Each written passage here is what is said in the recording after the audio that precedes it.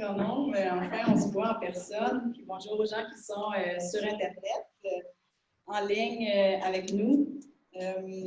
Bienvenue à ce panel dans le cadre des 24e Journées québécoises de solidarité internationale. C'est le 55e Salon du livre de Rimouski.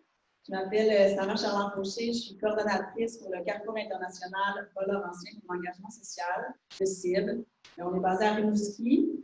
Et puis, on fait de l'éducation populaire, principalement de l'éducation à la citoyenneté mondiale, de la solidarité internationale. On est préoccupé par la question de l'éducation, justement, sur les termes de l'interculturalité, de l'environnement, de la justice sociale. Puis c'est dans ce cadre-là aussi qu'on organise là, au Bas-Saint-Laurent, les Journées québécoises de solidarité internationale. Il y a des activités partout au Québec. Vous pouvez visiter le site jqsi.qc.ca. Et puis, il y a toutes sortes de ressources en ligne, des quiz, des choses pour s'informer, mais aussi d'activités en ligne. À Rimouski, on a une grosse programmation aussi. Ça a déjà commencé depuis jeudi soir. Et puis, aujourd'hui, c'est déjà notre troisième activité avec ce panel-là qui se nomme Souveraineté nationale et internationalisme radical. Peut-on ouvrir les frontières? Pas seulement les frontières juridiques, mais les frontières dans nos esprits, les murs physiques, les murs bureaucratiques, face à cette crise humanitaire qu'on peut nommer ainsi par rapport aux migrations qui ont cours à tous les jours dans le monde. Vous avez sûrement déjà vu des gens qui sont en train de traverser de l'Amérique centrale vers les États-Unis sous forme de caravanes ou simplement avec leur famille, des gens qui sont emprisonnés à la frontière des États-Unis, des gens qui essaient de venir vers ici ou encore des gens qui prennent des bateaux en Méditerranée pour aller de l'Afrique vers l'Europe. C'est une crise humanitaire dans le sens où c'est 79,5 millions de personnes en ce moment qui sont déracinées de leur lieu de naissance, de leur lieu de vie, pour différentes raisons, dont on a une responsabilité. Ici aussi, on est interreliés, on est interconnectés. Il y a des millions d'histoires de migration, il n'y en a pas une seule, mais c'est quelque chose d'extrêmement présent en ce moment sur la planète. Ce n'est pas l'immigration, le problème, évidemment. Ce n'était pas un problème, l'immigration. Notre thématique cette année, c'est l'immigration des histoires humaines. L'immigration, il y en a toujours eu, il va toujours en avoir. Vous avez peut-être vous-même migré, que ce soit de Montréal vers la Beauce, ou que ce soit du Burkina Faso vers Rimouski. Et l'immigration en soi va continuer, en fait, et c'est plein d'histoires aussi fantastiques. Le problème, c'est quand il y a des droits humains qui sont violés, si la vie de chacun ne vaut pas autant quand on arrive à la frontière, c'est quand on ne peut pas avoir accès à des visas ou à des passeports qui nous permettent de passer ces murs, ces barrières-là physiques ou juridiques. En ce moment, il y a un gros enjeu aussi autour du travail migrant, en fait. De plus en plus, on sent presque une marchandisation des êtres humains. En fait, si on en a besoin pour notre économie, on va les prendre, mais on ne leur donnera pas nécessairement la résidence permanente. Donc, il y a de plus en plus de sous-citoyenneté. Puis, un peu l'idée que quand on arrive, on perdrait nos droits parce qu'on n'est peut-être pas arrivé de la bonne façon, alors que notre vie est en danger ou tout simplement aussi, il n'y a plus d'opportunités dans notre pays.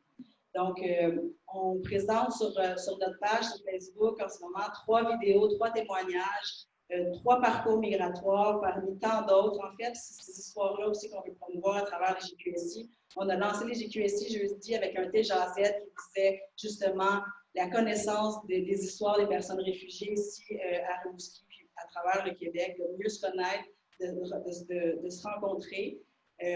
Mais aussi, ça, c'est une des façons, dans le fond, se rencontrer, se connaître. L'autre façon, évidemment, qu'on fait la promotion, c'est via l'information, c'est via des conférences comme on fait aujourd'hui avec Maïka et avec Benoît Renaud, pour mieux comprendre les enjeux, pour développer notre réflexion, pour voir aussi au niveau politique qu'est-ce qui peut être fait. Et c'est dans ce sens-là aussi qu'aujourd'hui, on avait à cœur d'inviter les 2 députés de notre région, M. Harold Lebel et Maxime Blanchet-Jonca, parce qu'on trouvait important aussi que les figures politiques soient là pour entendre ce que nos 2 auteurs ont à dire, mais aussi qu'on puisse discuter ensemble de est-ce qu'il y a des solutions à notre portée. On sait très bien qu'on va tracer des grands idéaux aujourd'hui, qu'on est plein d'ambition, qu'on rêve d'un monde meilleur, mais on y croit pour vrai. Puis on est en marche dans ce sens-là. Et le chemin que moi j'ai choisi, que le cible a choisi, c'est l'éducation, mais il y a plusieurs autres moyens. Puis ça commence par la rencontre. Donc, merci aux gens qui sont en ligne. Merci Maïka d'être là. Merci Benoît qui est à Gatineau, qu'on va voir apparaître bientôt à l'écran comme par magie. Puis avant de commencer, Martin, on va diffuser le petit... Es-tu prêt pour ça? Il y a quelque chose à diffuser? La vidéo? On ne m'a pas remis la vidéo. Ah, on ne comprend pas. Non, on peut l'intégrer plus tard. OK. Il y a une vidéo qu'on va vous proposer pour ceux qui sont en ligne sur Facebook. Donc, on n'aura pas cette petite introduction-là. Mais je pense que de toute façon, nos deux auteurs ont beaucoup à dire déjà sur le sujet. Donc, je vais les présenter.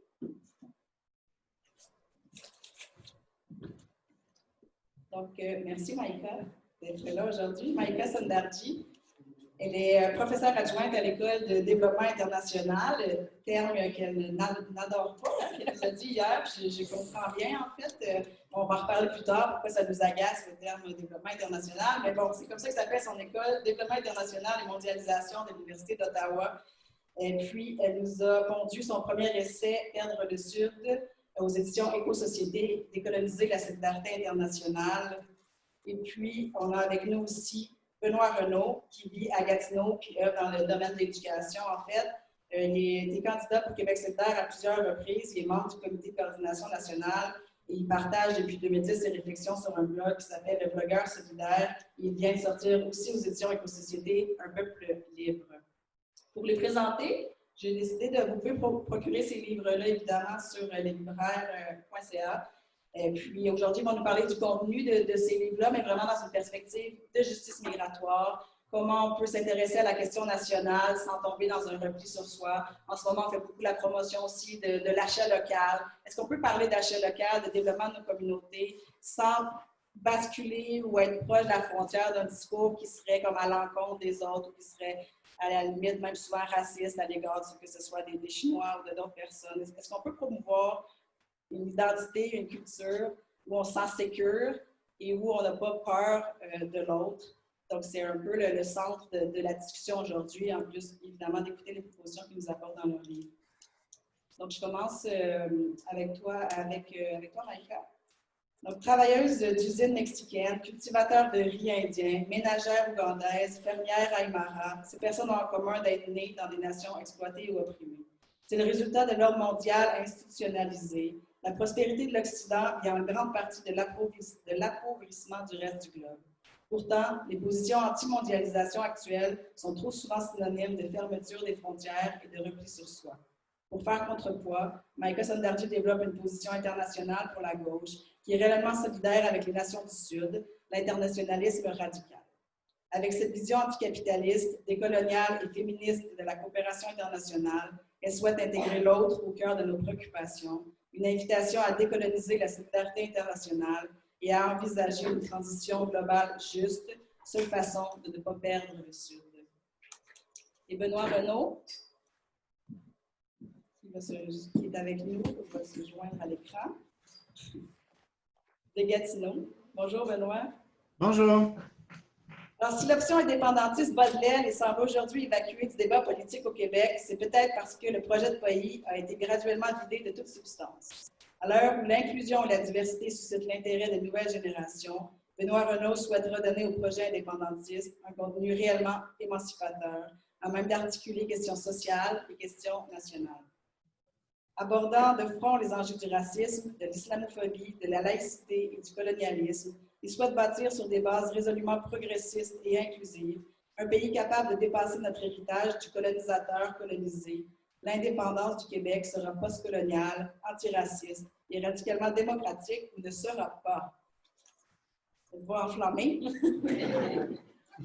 Donc, Benoît Renaud, je te laisse la parole pour nous expliquer comment ça pourrait être tout ça, peut-être en partant de la problématique, des problématiques que tu observes et de la proposition que tu nous amènes dans ton livre.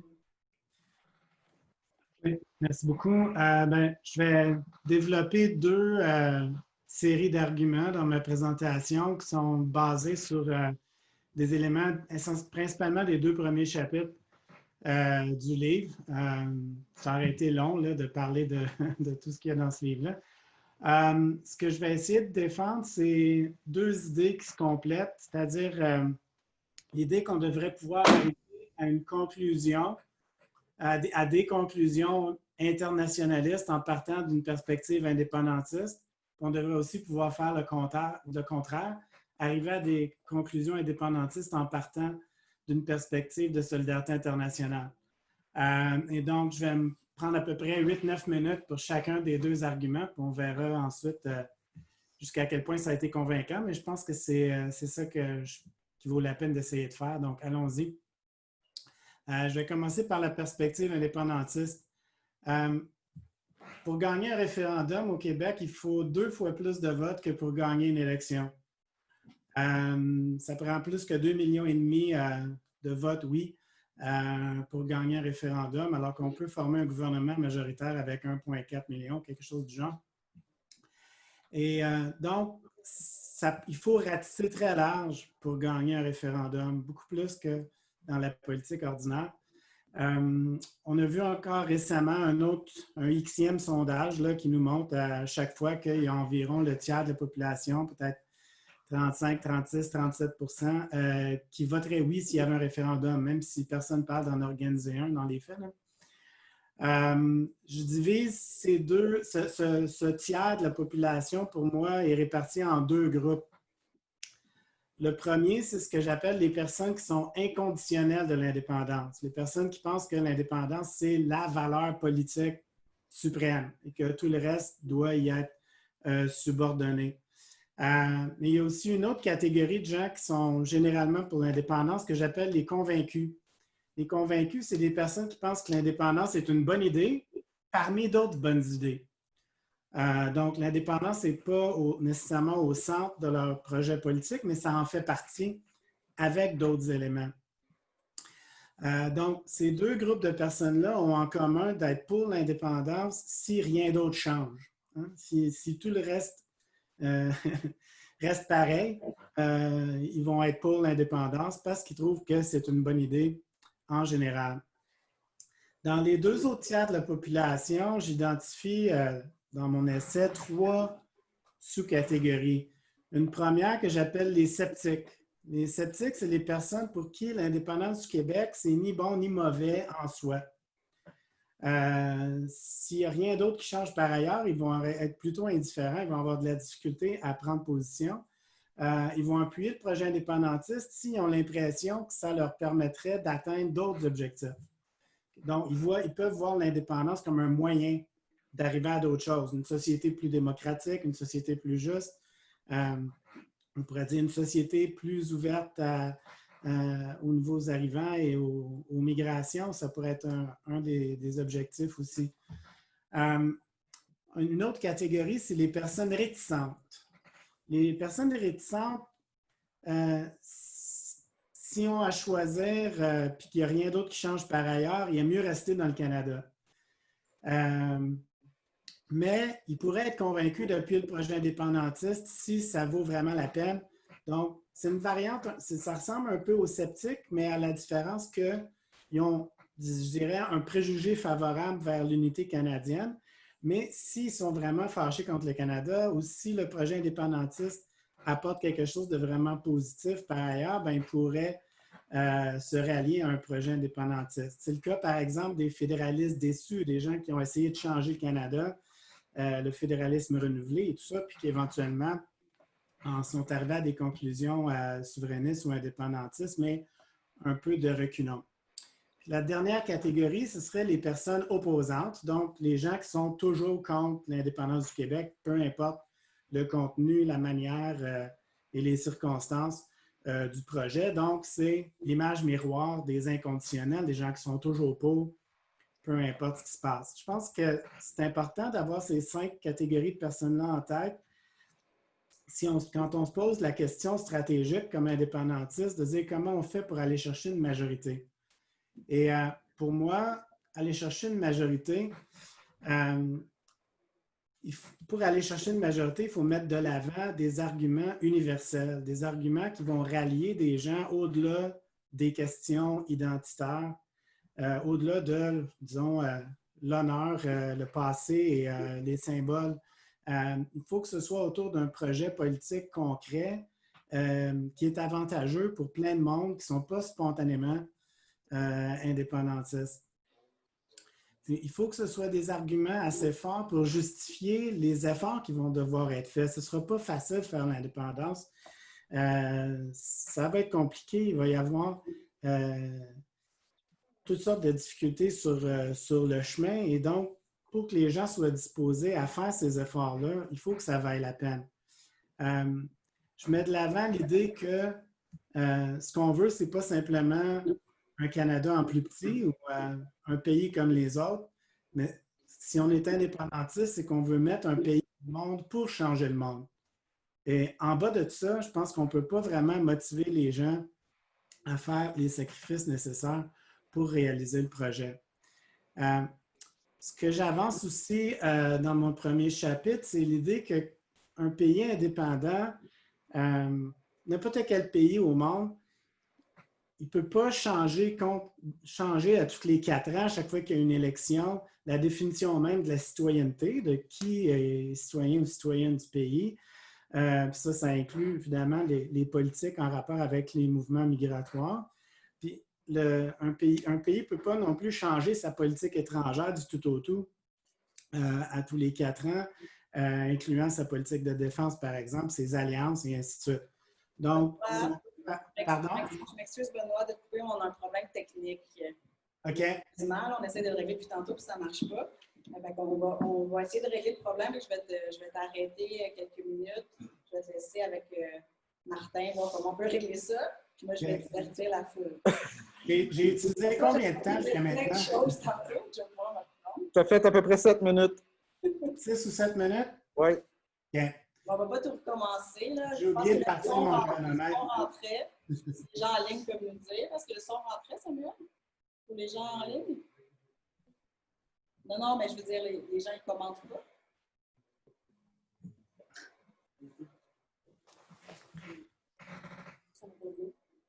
Je ne sais pas. Mais en tout cas, on ne voit pas Benoît. Mais peux-tu demander? Oui. Là, Benoît, on te verrait. Si tout marche bien. Donc, vous m'entendiez, mais vous ne me voyez pas, c'était ça? Oui. Ben non, mais toute la salle te voit, là. Oui. Mais c'est pour les gens, tu sais, les millions de personnes en ligne, là, en ce moment. Ah, De Tokyo à la France, au Pérou. Pour que la souveraineté du Québec, c'est le point de débat numéro 1.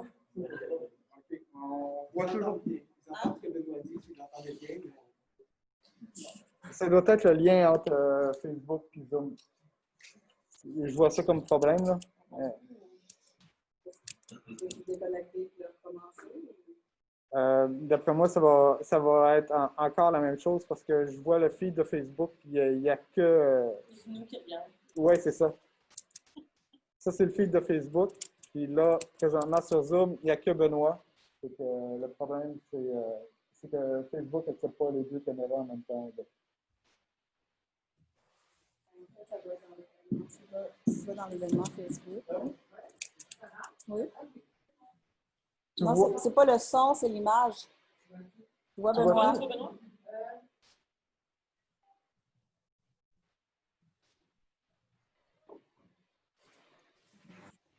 Non, c'est ça.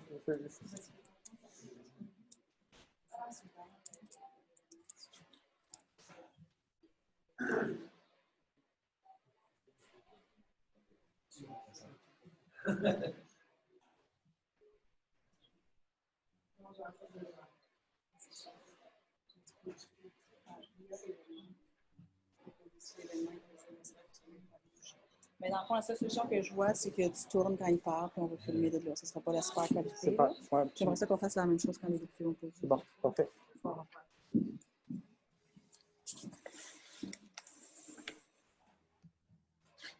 Ben Benoît, on va te filmer à l'écran. Ce ne sera pas la meilleure qualité au monde, mais ça va être ça. Désolée d'avoir coupé ton élan. Tu en étais sur les politiques, les politiques migratoires. J'en arrivais à la fin de ma première partie. J'y vais?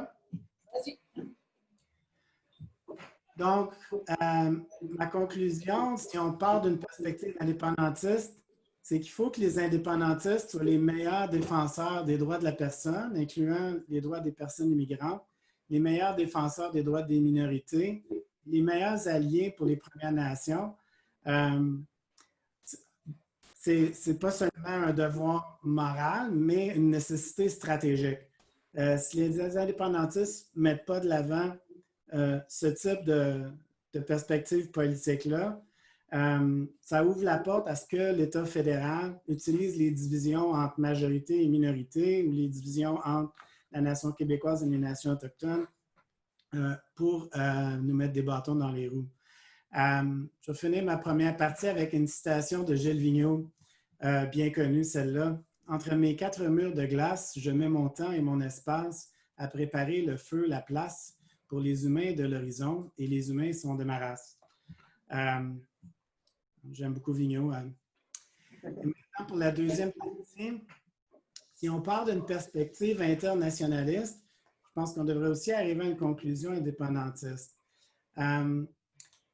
D'abord, si on veut réaliser un projet de solidarité internationale ou un internationalisme radical, comme dit Maïka, il faut que ça s'incarne dans la politique des États, dans la politique des gouvernements à travers le monde. Et donc, si on est ici au Québec et au Canada, il faut se poser la question de à quel projet politique national on devrait, sur lequel des projets politiques nationaux on devrait s'appuyer pour essayer de réaliser une vision de solidarité internationale.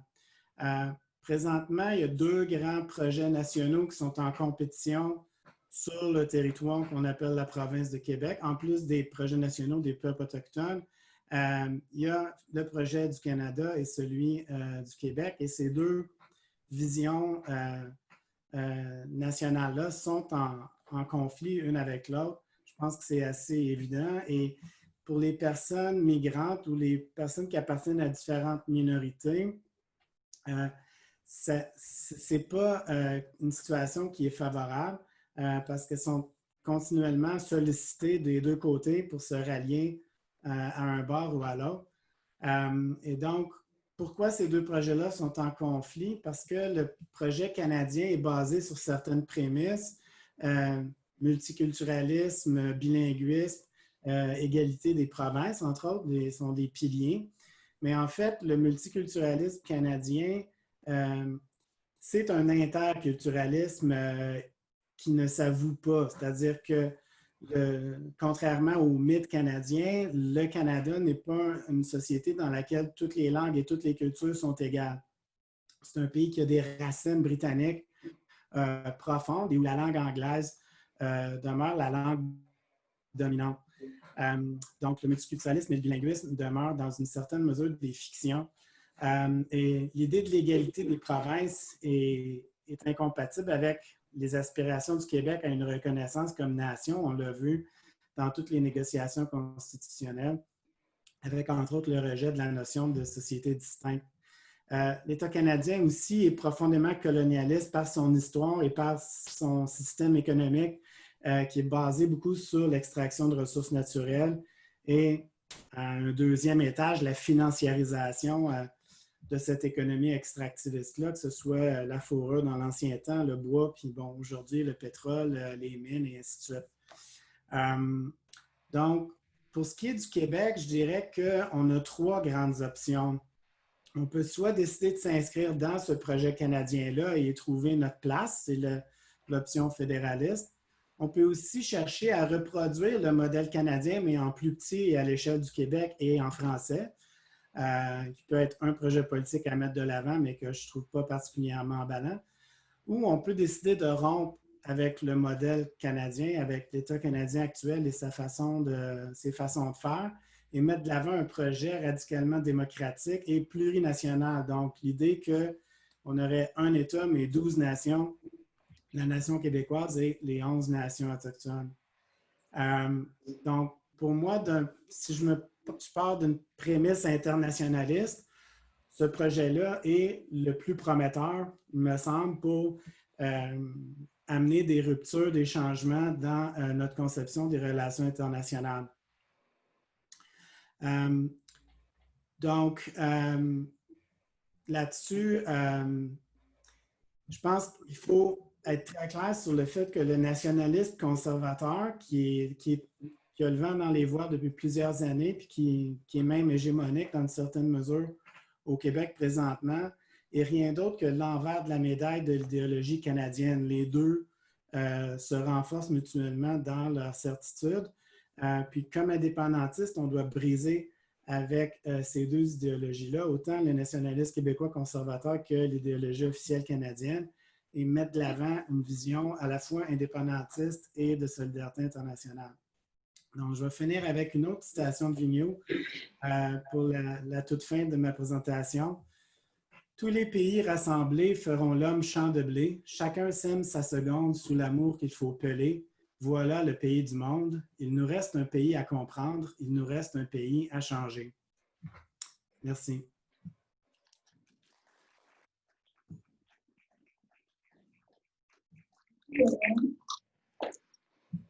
Je ne vais pas commenter parce que je vais laisser Maïka commenter ce qu'elle vient d'entendre avant de se lancer dans son propre propos. Mais qu'est-ce que tu penses de l'analyse de Benoît? Donc, ça, on m'a demandé de répondre d'abord à Benoît. Donc, j'ai pris des petites notes sur son discours, puis on m'a demandé de faire un panel avec Benoît. Je pensais qu'on serait en débat. On est d'accord sur beaucoup de choses. C'est ça qui rend la chose un peu moins intéressante. Mais tout de même, ça va nous permettre de pousser la réflexion plus loin. Donc, je commence avec ça. Puis moi, les souverainistes autour de moi sont davantage de notre école que d'une autre école. Donc, c'est vrai que je ne suis pas une experte là, des positions souverainistes qui sont plus loin de moi. Et j'avoue que tes catégories, j'essayais de me situer, puis je te dirais clairement dans le troisième tiers, mais j'hésite encore entre deux positions. Donc, on verra si on m'aura convaincu de changer avant la fin de ce panel. À date, je ne suis pas encore convaincue. Je dois t'avouer, sur ta première partie, pour moi, l'argument électoraliste de dire les partis souverainistes doivent adopter ce discours-là ou cette position politique pour avoir des votes, c'est vraiment pas dans n'importe quel domaine. C'est pas un argument qui me convainc parce que je me dis, ben, si ce n'est que par électoralisme, mais rendu au pouvoir, les politiques vont rester les mêmes. Si ce n'est que pour être élu, je pense que moi, au contraire, les arguments que les partis souverainistes devraient utiliser, c'est plutôt des arguments à la fois logiques, à la fois utiliser des histoires humaines, justement, à la fois faire comprendre ou essayer de discuter avec les gens qui ont peur de l'autre, qui ont peur que la culture québécoise soit érodée par l'immigration, par exemple. Leur faire comprendre que ce n'est pas le cas, que l'accueil de l'autre peut nous amener plus loin, que ça va modifier, bien sûr, mais ça ne met pas en cause notre sécurité ontologique, notre sécurité comme nation, notre sécurité comme être. Je pense que quand on va tous comprendre ça, bien, il n'y en aura plus de réticence à l'accueil de l'autre. Il va y avoir moins de racisme systémique. Donc, je pense que c'est plutôt des arguments comme ça qui rendraient le projet souverainiste plus internationaliste, parce qu'à l'heure actuelle, ce n'est pas nécessairement le cas au sens où ce n'est pas la priorité. Ce n'est pas la priorité de beaucoup de partis, mais disons que dans le projet, on est encore à un stade où on doit se définir par rapport à ça. Puis il y a eu certains partis, le PQ notamment, qui ont élaboré des idées intéressantes, mais il faut les pousser, il faut les rendre progressistes, ces idées-là internationalistes, parce que sinon, on va en rester au même stade. En tout cas, je vais en rester là. Pour moi, de dire que pour avoir plus de votes, c'est comme le projet internationaliste comme moyen pour obtenir la fin qui est l'indépendance, mais ça ne prouve pas que le projet d'indépendance est en soi plus solidaire, disons, plus solidaire à la fois au niveau national qu'au niveau international.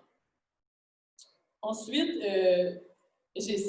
finalement, on est d'accord, mais je n'ai pas non plus été convaincue sur l'idée que si on est internationaliste, il faut nécessairement être souverainiste, parce que oui, bien sûr, c'est l'État qui va adopter des politiques multilatérales. Puis ça, je le dis toujours, puis j'en parle avec des audiences non convaincues là, qui pensent que l'État, qui pensent à juste titre, que l'État promouvoit des politiques coloniales, l'État canadien, et la plupart des États occidentaux, que la plupart des États occidentaux n'ont pas des politiques solidaires, c'est vrai. Mais à l'heure actuelle, si on veut réguler les compagnies multinationales, si on veut empêcher l'exploitation, la dépossession des terres autochtones, par exemple dans les pays du Sud ou ici, c'est l'État qui est le seul outil politique, qui est la seule unité politique qui nous permettra de faire ça. Donc oui, ça, je suis d'accord.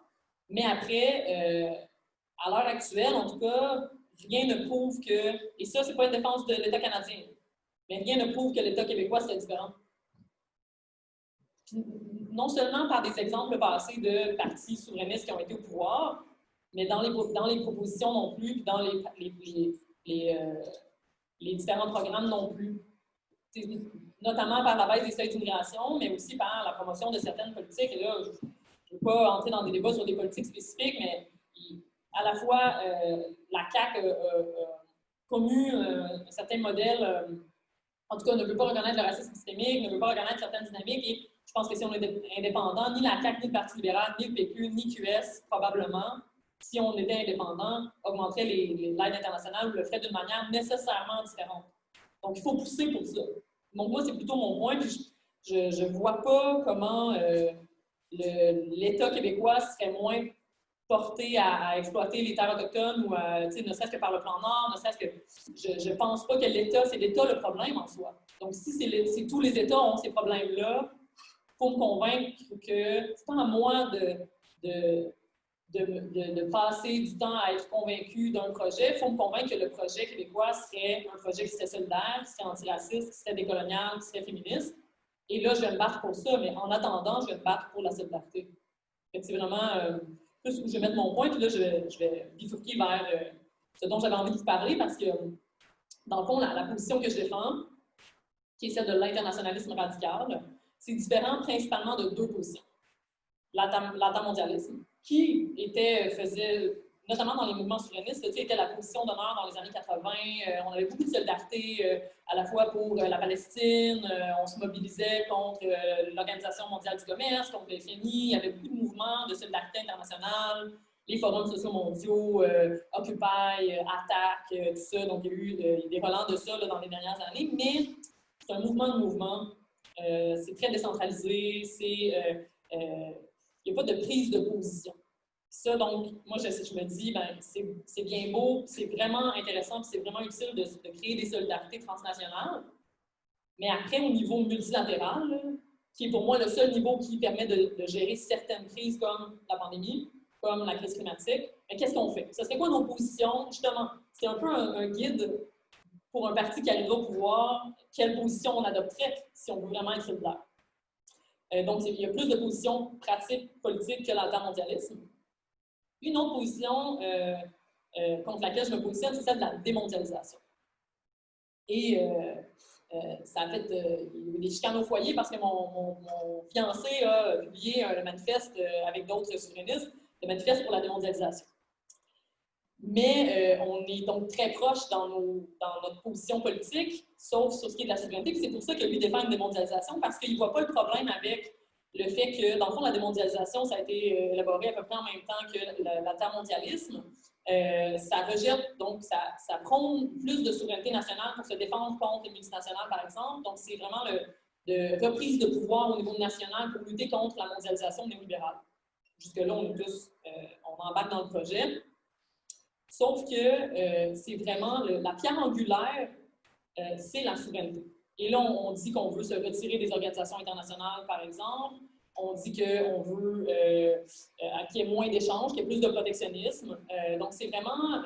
c'est un projet qui parle aussi de coopération internationale. C'est un projet qui dit que, je dirais, en seconde étape, une fois qu'on aura repris ce pouvoir-là, comme pays souverain, on peut établir plus de solidarité avec les pays du Sud. Mais la première étape, et c'est comme ça que ça a été repris dans le mouvement politique, principalement par des personnes souverainistes. Et là, je ne mets pas tout le monde dans le même panier vraiment. Et j'ai écrit un article dans Le Devoir qui a été compris comme ça, mais c'est vraiment pas ça. Mais il y a Marine Le Pen qui parle de démondialisation, il y a Mathieu Bocoté qui parle de démondialisation, il y a Donald Trump qui a parlé de démondialisation, mais qui le font d'une manière que dans certains cas des tendances xénophobes, dans certains cas, dans tous les cas, un repli sur soi, parce qu'on est contre la mondialisation, mais c'est parce qu'on est contre l'autre. On est contre le travailleur chinois. On est contre la personne migrante qui va venir voler nos jobs. On est contre la femme voilée qui va nous attaquer notre identité. Alors qu'il y a la démondialisation, au fond, c'est progressiste, c'est solidaire. Mais donc, il faut être clair sur quel type de démondialisation on prend. Est-ce que c'est seulement de consommer local, de favoriser, par exemple, le Québec, ou c'est en priorité un projet solidaire? Parce que, par exemple, la démondialisation, si on parle de protectionnisme, bien sûr, le protectionnisme, le nôtre, mais celui des pays du Sud global. Parce qu'on a forcé, et là je dis on, le Québec aurait En tout cas, il n'y a aucun pays occidental qui faisait la promotion d'une politique différente dans les années 80, donc peut-être que le Québec indépendant aurait fait autrement, mais on a imposé aux pays du Sud global de se libéraliser, de se privatiser, d'ouvrir leurs frontières aux investissements directs étrangers, ce qui a fait qu'ils se sont sur-spécialisés dans des domaines à faible tendance, à faible valeur technologique. Et là, si soudainement, nous, on devient protectionniste, qu'on arrête d'acheter des tomates au Mexique, des produits naturels en Afrique de l'Ouest, on va soudainement couper des économies, puis on va avoir un impact incroyable sur les pays du Sud. Donc, moi, ce que je pense, c'est qu'il faut une démondialisation conviviale, c'est-à-dire qu'on réfléchit ça étape par étape pour ne pas mettre des pays qui ont été marginalisés, exploités et qui sont dans une position de désavantage à cause de la colonisation jusqu'à des accords économiques désavantageux, tout ça. Donc, on a une part de responsabilité, il faut penser à ça. Avec une démondialisation conviviale, où ce que je propose, c'est ce que j'appelle l'internationalisme radical. Donc, des politiques qui, oui, visent à reprendre le pouvoir national sur les multinationales. Oui, visent à reprendre le pouvoir. Puis, honnêtement, moi, je suis une agnostique sur le sujet parce que je pense que ni le Québec ni le Canada en ce moment est prêt à adopter de telles politiques. Mais donc, c'est pousser les États à avoir plus de solidarité. Mais bien sûr, en prenant du pouvoir sur le 1%. Parce qu'on est tous, à moins qu'il y ait des gens ici que je ne vois pas, mais on est tous pas mal dans le 99%. Donc, on est tous dans le même combat. Mais il faut faire comprendre ça aux États pour pas constamment, on essaie de gagner sur les pays du Sud, constamment dans nos accords économiques, puis on essaie de gagner du pouvoir. Puis un dernier point sur la démondialisation, c'est que si on se retire des organisations internationales demain matin, bien que celles-ci soient coloniales, j'ai fait ma thèse de doctorat sur la Banque mondiale. C'est une institution qui a promu le sous-développement dans certains pays, qui a encouragé le sous-développement par la libéralisation. Je suis très critique de la Banque mondiale, mais si on veut se retirer, il faut penser à une alternative. Donc, c'est ce que j'essaie de développer dans mon livre, des positions qui seraient des positions alternatives, ou ce que j'appelle des réformes radicales, parce que s'il peut y avoir un référendum demain matin pour le Québec, une position internationaliste ne sera pas adoptée du jour au lendemain au niveau international. Il faut que dans chaque pays, on fasse de la sensibilisation, qu'on décolonise nos propres pensées sur notre solidarité à l'autre. Là, je balance sur mon livre, dans le fond, sur l'idée de communauté politique. Puis je pense que la souveraineté a beaucoup ça, c'est l'idée de renforcer cette communauté politique-là, qui est la nôtre, et qui a des frontières géographiques, mais qui a aussi des frontières culturelles, des frontières subjectives, comme disait Sarah plus tôt. Le fait qu'il y a certaines personnes qui font partie de notre communauté, puis il y a certaines personnes qui n'en font pas partie. Puis en ce moment, bien, les États du Nord ne considèrent pas souvent les personnes autochtones dans nos propres pays, en fait, les personnes autochtones sur les terres de qui on habite, et les populations du Sud comme faisant partie de notre communauté politique, alors qu'on considère les personnes européennes comme parfois étant plus méritantes de notre solidarité. On va donner bien plus à la cathédrale Notre-Dame lorsqu'elle brûle qu'au mausolée de Tombouctou quand ils sont détruits. C'est vraiment, moi je parle plus de solidarité internationale, de coopération, puis comment, par exemple, quand il y a des réfugiés, je ne sais pas, de l'Éthiopie, on va beaucoup moins bien les intégrer que des réfugiés, par exemple, grecs ou d'Europe de l'Est. Parce qu'il y a une dimension de racisme systémique à ça. Ça, dans l'immigration, il faut le réaliser. C'est pour ça qu'il faut parler davantage des histoires puis réhumaniser notre relation avec l'autre, avec un grand A. Puis réhumaniser, c'est décoloniser. Il faut comprendre qu'on voit les gens de manière différente. Puis même moi, je ne suis pas exemple de cette colonisation-là de l'esprit.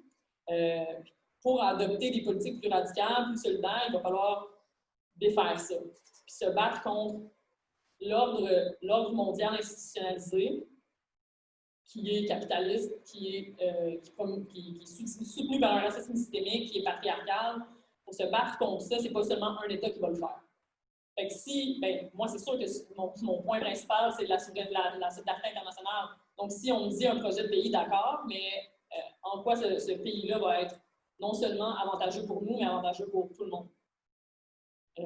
Voilà. Puis je développe différentes politiques, mais on peut en parler plus tard. J'ai hâte d'entendre la critique de Benoît. Benoît, tu as un droit de réplique. Oui, ben je vais répondre au premier argument de Maïka, à la question de l'électoralisme. Moi, j'appelle ça plutôt une vision stratégique. C'est-à-dire que on peut avoir différentes prémices. On peut, c'est ce que j'appellerais une convergence des idées, qui n'est pas la même chose qu'une convergence des partis ou des organisations, mais on peut partir d'une prémisse indépendantiste et se demander comment on fait pour gagner.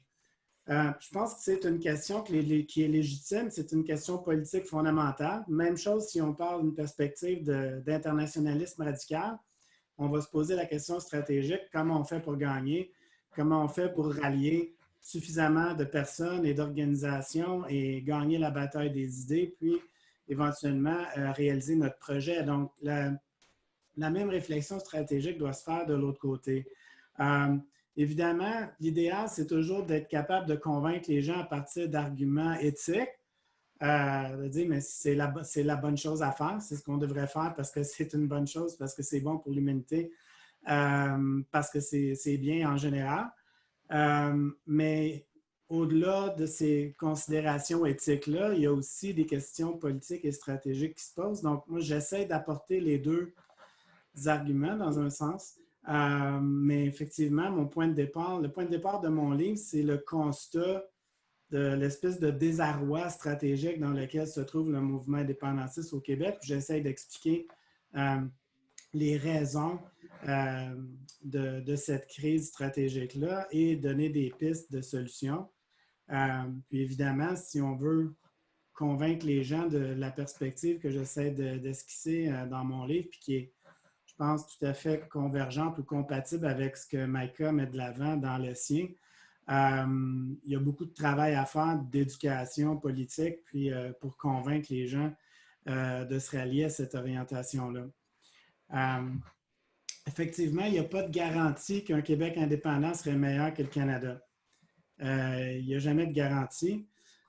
Par contre, pour moi, il est peu probable qu'un mouvement politique conservateur pourrait mener à l'indépendance du Québec parce que conservateur avec un petit C, là, si on a une vision conservatrice des choses en général, on ne va pas embarquer dans un projet de rupture institutionnelle comme un projet indépendantiste parce que l'indépendance, qu'on le veuille ou non, objectivement, c'est une révolution politique. C'est un changement de régime. Donc, les gens qui sont conservateurs en général ne seront pas très attirés par ce genre de projet-là. Donc, moi, j'ai bon espoir que si le mouvement indépendantiste reprend du poids de la bête et redevient quelque chose de fort dans la société québécoise, que ça va être sur des bases progressistes et des bases de justice sociale et de solidarité internationale, que ça va se faire. Mais est-ce que ça va arriver, ça? J'en ai aucune espèce d'idée. Mon livre ne cherche pas à faire des prédictions, mais plutôt à expliquer des choix, hein, à dire, ben, moi, c'est ce que je souhaite qu'il arrive. Si on reste une toute petite minorité à souhaiter que ce soit ça qui arrive, ça n'arrivera probablement pas. Donc, je vais m'en tenir à ça pour le moment, puis j'ai hâte d'entendre les questions. Merci, Benoît.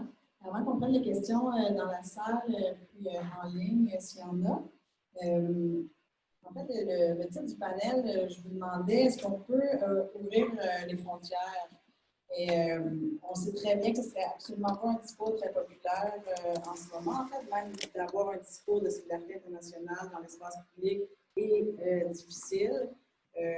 On le sait parce que ça fait 23 ans qu'on organise les Journées québécoises de solidarité internationale. Ici, au Bas-Saint-Laurent, ça fait 7 ans. On est une soixantaine d'organismes qui font partie de l'Association québécoise des organismes de coopération internationale. Et on sait à quel point amener ce sujet-là dans l'espace public est difficile parce qu'il y a le réflexe rapide de dire, bien, commençons par s'occuper des pauvres chez nous, commençons par s'occuper des gens chez nous. Ces valeurs-là humanistes que peut-être certains ont connues dans les années 60-70, qu'il y a eu une effervescence peut-être où le projet aussi politique québécois était même rattaché à la libération aussi de la Palestine, une solidarité avec Cuba, une solidarité avec l'émancipation des peuples un peu partout dans le monde. Ce discours-là est absolument absent là, en ce moment de l'espace public. On sait que médiatiquement aussi, c'est infime l'attention qui est accordée à l'international. C'est infime ce qui est accordé aux régions autres que Montréal et Québec, mais c'est infime encore plus ce qui est accordé aussi au niveau international. Puis là, nous, on est là à promouvoir la libre circulation, l'idée que chaque humain compte, que chaque humain a les mêmes droits et que dans ce sens-là, personne ne devrait être mis en danger par le fait qu'il ne peut pas passer une frontière ou aller vivre à l'endroit de son choix pour protéger sa propre vie ou avoir des opportunités de travail, de santé, d'éducation. J'aimerais ça vous entendre un petit peu là-dessus parce que c'est un des propos qu'on voulait traiter aujourd'hui. Puis comment un sujet aussi impopulaire pourrait être amené dans l'espace public. Parce que tu disais développer la solidarité. Et ma petite idée de comment, au niveau éducatif, on développe la solidarité, c'est tout un combat. Ça prend énormément d'acteurs aussi, autres que des acteurs en éducation. Et comment on peut arriver à amener dans l'espace public le thème de la libre circulation? Est-ce que tu as une baguette magique? Benoît, veux-tu y aller ou... Je peux m'essayer avec une couple d'idées. Là, on se pose une question peut-être un peu de communication politique ou d'éducation politique, là, à savoir comment mettre de l'avant ces idées-là. Il y a peut-être un angle que je crois qu'on pourrait mettre de l'avant, qui est celui du lien avec les changements climatiques. C'est que je pense qu'il y a une grande partie de la population au Québec qui est sensibilisée à la question des changements climatiques, que c'est une crise qu'il faut en tenir compte. Puis, les changements climatiques sont déjà responsables d'une bonne partie des mouvements migratoires un peu partout dans le monde, puis ça va aller seulement en s'accentuant à l'avenir. Donc, face à ça, le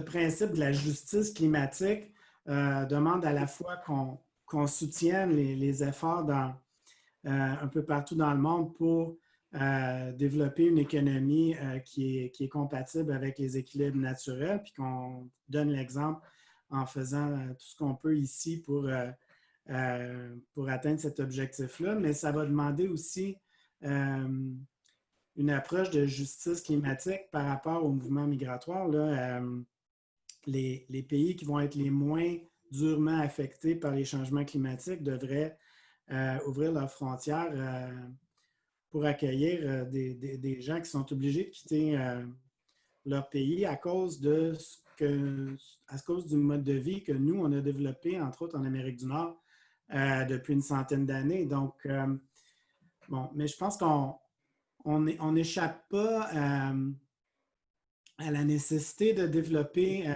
l'empathie, d'éduquer à l'empathie. Bon, moi, mon domaine de travail, c'est l'éducation. Puis, je pense que l'empathie, la solidarité, le respect des droits de la personne, le respect de la valeur de chaque être humain, c'est des choses qui s'apprennent et qui s'enseignent. On ne peut pas faire l'économie de ce travail d'éducation-là. D'ailleurs, j'applaudis et je remercie les personnes qui ont organisé l'activité d'aujourd'hui parce que je comprends que c'est là-dessus que vous travaillez. Et donc, merci beaucoup pour ça. Moi, j'avais envie de dire qu'au début, je me disais, la solidarité, c'est pas un jeu à somme nulle. Tu peux être solidaire des gens ici, tu peux être solidaire des gens à l'international. Ça, c'est la partie psychique ou mentale de la solidarité, mais c'est vrai que la solidarité, c'est un jeu à somme nulle. En fait, quand on a un budget, où est-ce qu'on va mettre le budget? Puis même moi, je pensais à une réplique à mon propre règlement, puis je me disais, ben oui, quelqu'un va me dire, mais si on ne met pas l'argent dans les personnes en situation d'itinérance, on ne va pas pouvoir le mettre dans la solidarité internationale. C'est un choix à faire. Mais ça, on peut parler de ça toute la nuit. Là. Je veux dire, on va s'asseoir, on va faire un budget. Je veux dire, il y a d'autres postes budgétaires qui sont pas nécessairement aussi importants que la solidarité internationale. Et il y a des manières d'aller chercher de l'argent, que ce soit en taxant justement les plus riches ou en s'occupant du budget. Je ne suis pas une experte du budget, mais en tout cas, on comprend le principe. Mais pour la libre circulation, par exemple, ce n'est pas un jeu à somme nulle. Et je pense qu'il y a plutôt une mécompréhension par rapport à notre ouverture à l'immigration. Mécompréhension à la fois sur comment l'intégration de l'autre va affecter notre tissu social. Je pense que hier, un autre événement, un autre atelier, on parlait de la solidité identitaire. Puis la solidité identitaire, ça ne veut pas dire qu'il y a une homogénéité identitaire. Justement, si tu as une solidité identitaire, tu vas être beaucoup plus ouvert à l'accueil de l'autre parce que tu ne vas pas voir cet autre-là comme affectant ta propre identité. Je pense que là-dessus, il y a vraiment une mécompréhension. Regardez, moi, tu sais, la famille de mon père émigre de Madagascar dans les années 70. Ils sont beaucoup plus québécois que des oncles et des tantes du côté de ma mère. Tu sais, je pense que c'est pas juste ça. Si les gens ne deviennent pas plus québécois que les Québécois, c'est pas grave non plus. Tu sais, on va changer. C'est comme mon père, c'est un bon migrant parce qu'il est venu il est venu dans une période où c'était ça qu'il fallait faire. Il fallait garder la tête basse. Mon père est musulman. C'est le premier musulman à Sherbrooke, sa famille. Tu sais, il fallait garder la tête basse, pas trop faire de bruit, il fallait pas prier trop souvent, fallait, tu sais. Mais finalement, moi, je suis une migrante de deuxième génération. Je pense que personne ne va pouvoir me dire que je nuis à l'identité québécoise. En tout cas, on peut me le dire si vous souhaitez, mais je serais heurtée de ça. Là. On peut le voir par mon accent, là, c'est très... Mais bon, un truc par rapport aux frontières ouvertes. Puis là, je pense que la mécompréhension là-dessus aussi, c'est que quand on dit augmenter les seuils d'immigration ou au moins ne pas les baisser, on pense, ah mon Dieu, on va être envahi, si on ouvre les frontières, tout le monde va pouvoir venir ici. Ça, c'est une position de no borders, pas de frontières. Puis ça, il y en a qui vont me voir ça. Les gens très, très à gauche vont promouvoir souvent l'annulation des frontières parce qu'ils ont raison de dire que les frontières sont violentes. Et ils ont raison de dire que, en fait, les frontières sont violentes pour certains et inexistantes pour d'autres. C'est pas vrai que les frontières sont objectives. On a tous besoin d'un passeport, sauf que moi, je peux aller dans 174 pays sans visa, qui vont même probablement vouloir que je m'installe là-bas. Je ne vais pas surestimer ma valeur, mais en tout cas, tu sais, je suis une jeune femme bientôt mariée, tu sais, je vais pouvoir participer au boom démographique, tu sais. Bon, en tout cas, tout ça pour dire que pour moi, les frontières n'existent pas. Je suis allée en Bolivie, j'avais oublié d'acheter un visa, on m'a donné un visa à la frontière. Mais mon amie Marjane, qui est iranienne, par exemple, elle peut aller dans 10 pays sans visa. Aujourd'hui, elle est mariée à un Allemand. Elle a finalement obtenu sa citoyenneté canadienne et là, maintenant, les frontières ont disparu pour elle. Ma grand-mère, qui est née à Madagascar, je parle souvent de ma grand-mère, je m'excuse pour ceux qui sont allés à plusieurs événements, mais ma grand-mère, de qui je suis extrêmement reconnaissante, que je n'ai pas connue de son vivant parce qu'elle est décédée assez jeune. Elle s'est mariée à 14 ans à un homme qu'elle n'avait pas choisi. Elle a eu 13 enfants. Elle n'a jamais eu de passeport, jamais quitté Madagascar.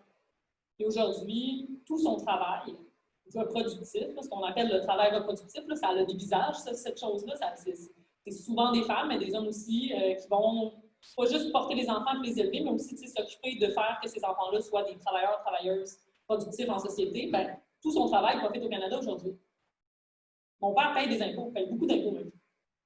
Puis donc, puis elle n'a jamais pu sortir de Madagascar. Donc, moi, j'ai clairement gagné à ce que Ayala Chachar appelle la loterie de la naissance. Clairement, j'ai gagné à la loterie, là, comme 100 000 %. J'ai 32 ans, j'ai un doctorat, j'ai un job assuré à vie, alors que ma grand-mère a vécu dans des conditions particulièrement différentes des miennes. Donc, ça, il y a ça. Ça, c'est ça avec quoi je suis d'accord avec les gens qui promouvoient No Borders. Après, ce n'est pas ma position. Moi, je pense qu'on devrait avoir des frontières ouvertes, mais pas éliminer les frontières. Parce que je trouve ça légitime que des sociétés se disent on va avoir des processus de redistribution, on va avoir une communauté politique, on va bâtir un projet de société ensemble. Ça, c'est tout à fait légitime et logique. Mais des frontières plus ouvertes, ça ne veut pas dire que n'importe qui peut avoir la citoyenneté. Ça veut dire que le mouvement est plus facile. Moi, j'ai organisé une conférence pour le FSM il y a quelques années. Notre invité d'honneur, c'était Aminata Traoré, qui est une personne qui a été dans les gouvernements, qui est très, très, très connue, une militante là, qui va dans tous les pays. Elle s'est fait refuser son visa pour venir ici. C'est juste pour venir donner une conférence, mais on avait peur qu'elle reste. Mais le problème, c'est que si on ouvre les frontières, les gens ne vont pas rester. Plus on ouvre les frontières, moins les gens restent. Ça a été prouvé avec l'Union européenne. En 2004-2007, ils ont inclus, je pense, 10 ou 11 pays de l'ex-URSS. Et là, tout le monde avait vraiment peur que les 100 millions de personnes décident de migrer. Même chose quand le mur de Berlin est tombé. On avait tellement peur que tous les gens de Berlin-Est aillent à l'Ouest.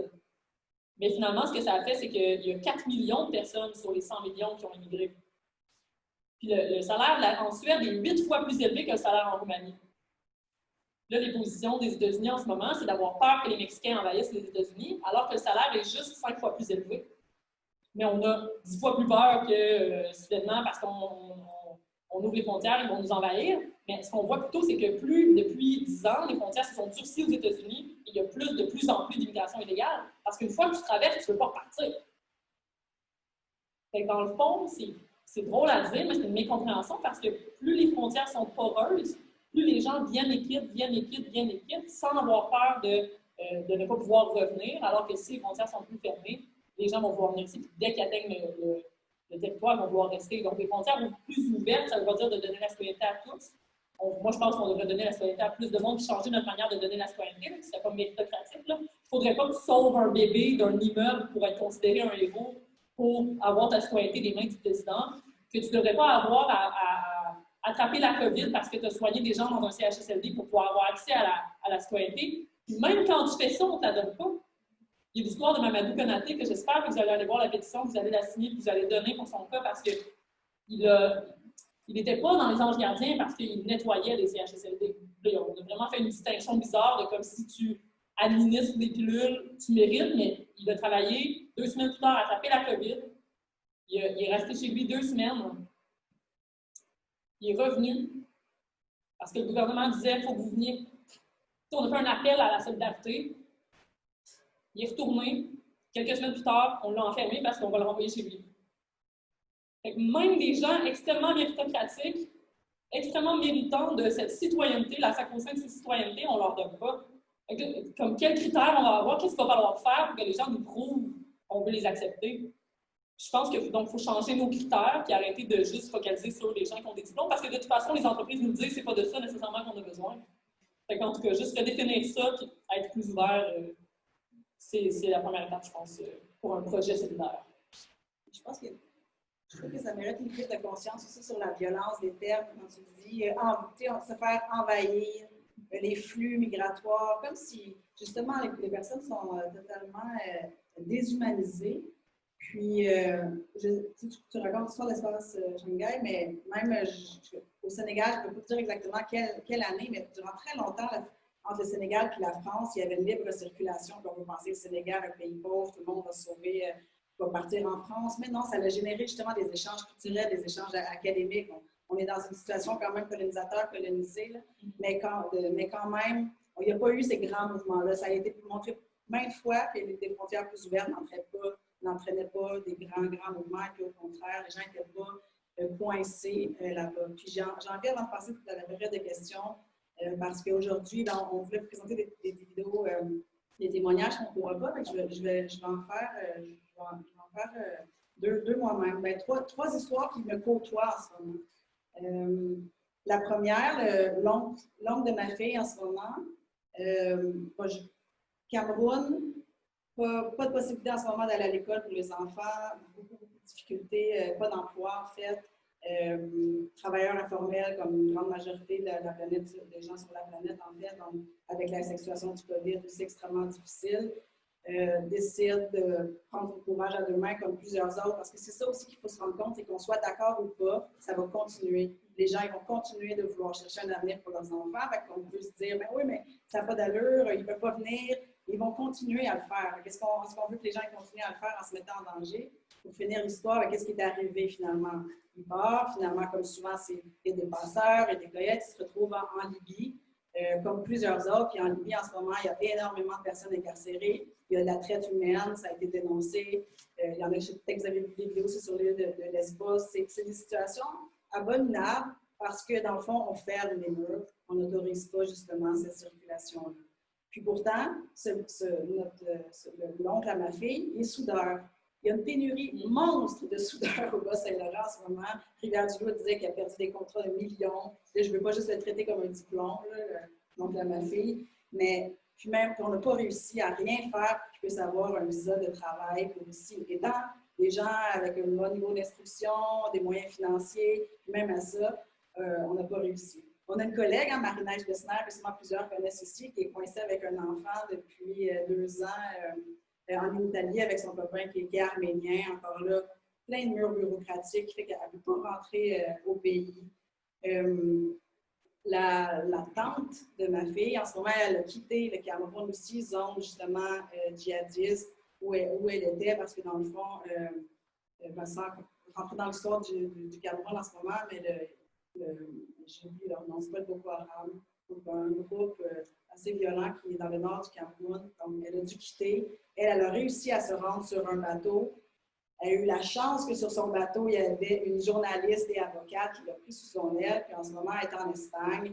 Et elle a une belle histoire quand même, dans le sens que même si elle a risqué sa vie, je veux dire, grâce à cette avocate-là, tu sais, la chance, comme tu dis, la loterie après, qui a mené son dossier et tout ça. Et puis en ce moment, les enfants ont pu aller à l'école dès le lendemain, ce qui n'est pas toujours le cas au Québec aussi. Là, ça vient d'être en train de changer, que les enfants puissent aller à l'école, même si leur statut n'est pas régularisé. Mais ça aussi, c'est un autre combat pour les droits humains, pour le droit à l'éducation. Donc, elle a en Espagne, dès la semaine suivante, les enfants étaient à l'école. Elle est en train d'apprendre une autre langue. Elle ne verra plus jamais sa famille. Elle ne peut pas retourner au Cameroun. C'est extrêmement difficile. Si elle avait pu avoir un visa pour l'Espagne, elle serait partie. Elle serait probablement revenue. Elle n'aurait pas mis sa vie en danger. Puis le cousin, ma fille, il s'est retrouvé aussi sur le bateau. Puis lui, il a été séparé. Puis il s'est retrouvé en Italie à l'âge de 15 ans, tout seul. Parce que dans le fond, quand tu prends les bateaux, quand ces personnes-là prennent les bateaux, tu pars avec pas de papier. Si tu en avais, tu les amènes pas. Puis si tu n'en avais pas, ben, c'est fou. Parce que tu ne veux pas avoir de papier pour pouvoir être retracé. Puis pour pouvoir demander l'asile. C'est beaucoup de gens qui se mettent leur vie en danger, puis il y a les politiques de dire bien, il faut convaincre les gens de rester, on va trouver d'autres solutions, mais pour ça, ça prend dans la distribution de la richesse. C'est pour ça que les instances internationales sont encore importantes, que multilatéralisme dont tu parlais est encore important, même si des fois on est beaucoup dans dire mais c'est chez nous qu'on peut changer des choses, ici pour investir. Mais je veux dire, s'il n'y a pas d'argent pour qu'il y ait un meilleur système d'éducation au Cameroun par le propre gouvernement là-bas, par leurs propres ressources, parce qu'on a des politiques aussi d'entreprises beaucoup moins coloniales, parce que nos entreprises qui vont à l'étranger sont soumises à des lois pour respecter les droits humains, à payer des impôts sur place qui peuvent nourrir les coffres de l'État là-bas, qui fait qu'ils peuvent se payer un système d'éducation. Quand tu disais le protectionnisme, c'est pour tout le monde, c'est pas juste pour nous autres. Ce discours-là, il faut tellement l'amener dans l'espace public parce que oui, chez nous, oui, ailleurs, c'est un peu comme... On s'oppose à GNL en ce moment, au Saguenay. Je dis on, la plupart des personnes qui se préoccupent de l'environnement, du changement climatique, mais c'est une question de solidarité internationale aussi. Mais c'est pas juste pas GNL chez nous, c'est pas GNL chez nous, puis pas GNL ailleurs non plus. Puis si ces discours-là peuvent plus souvent se côtoyer, je pense qu'on va faire un pas en avant en matière de solidarité. Puis effectivement, la piste que tu amènes, Benoît, je pense qu'au niveau de l'environnement, ça nous donne une piste quand même d'union, en fait, parce que les conséquences environnementales, on va en vivre partout, même si certains vont en vivre plus. Dernière histoire, Nicaragua. Je suis allée au Nicaragua quand j'avais 15 ans. Il y a une famille qui m'a accueillie là-bas. Puis aujourd'hui, beaucoup de Nicaraguayens. Nicaragua, c'est un des pays qui est en difficulté majeure en ce moment. Il n'y a pratiquement pas de médicaments qui se vendent dans le pays. Pas d'accès beaucoup à des écoles. Pas d'accès à grand-chose. Ici, des fois, on s'énerve parce que c'est long à l'urgence. Mais là, je parle de même pas pouvoir accès à des médicaments de base. Transfusion sanguine, 12 $ US pour une transfusion. Imagine quand tu donnes 1 à 2 $ par jour. Énormément de migration au Costa Rica. La famille qui m'a hébergée, que je côtoie et aime depuis 20 ans, mais en ce moment est au Costa Rica. Elle tombe malade au Costa Rica. Puis en ce moment, avec la crise économique au Costa Rica, ben là-bas aussi, ils ne veulent plus que les Nicaraguayens restent. Les Nicaraguayens qui font tout le cheap labor aussi, à la canne à sucre, le sucre qu'on mange ici à très, très bas prix. Il vient beaucoup du Nicaragua, du Costa Rica, de Haïti. Donc, c'est des mouvements migratoires en ce moment du Nicaragua vers le Costa Rica. Les Nicaraguayens font un peu comme ça se passe ici, tous les emplois les plus difficiles, sans avoir non plus de papier. J'y parlais dernièrement. La maman est malade, le cancer, la fille aussi a un problème de santé grave. Puis je disais, mais rentrez, elle dit, si je rentre au Nicaragua, je ne pourrai plus jamais, on ne pourra plus revenir. Puis mon enfant qui est né ici, si je le sors, je n'aurai jamais les papiers, puis c'est mon seul espoir. C'est vraiment difficile quand on travaille dans ces espaces-là en même temps, qu'on est là à essayer de faire l'éducation du public, on fait des ateliers dans les écoles, tout ça, puis ces histoires-là confrontées très, très proches. Puis au DJZ, le jeudi soir, on a entendu beaucoup d'histoires de réfugiés qui sont ici à Rimouski, des histoires incroyables. Puis j'espère que ces journées-là pour faire de plus en connaître, mais aussi de ne pas rester les bras croisés. Je ne suis pas dans une optique on a parlé hier de position de sauveur, pas du tout. Mais de se rendre compte que le silence, que le statu quo, et cette façon-là de vouloir maintenir les frontières aussi serrées, de vouloir maintenir une économie qui est à notre seul profit et pas au profit de tous, c'est extrêmement violent, puis c'est raciste. Puis on est tous co-responsables de cette situation. Désolée, il faut que je... On est fatigués, donc on a fait beaucoup d'événements ces derniers jours. Voilà. Euh,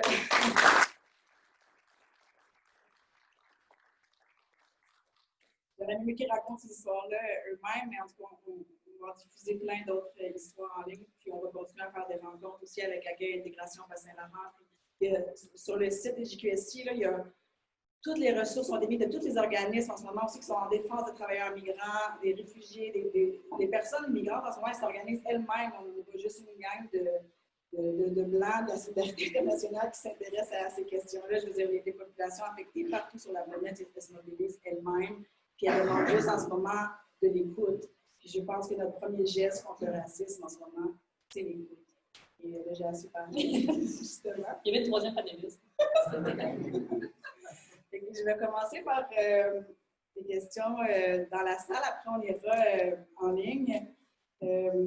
J'avais invité nos deux députés parce que je trouvais ça important qu'ils soient là aujourd'hui pour entendre nos panélistes et pour discuter de ces questions-là avec nous parce que, comme on disait, il y a plusieurs modes d'action.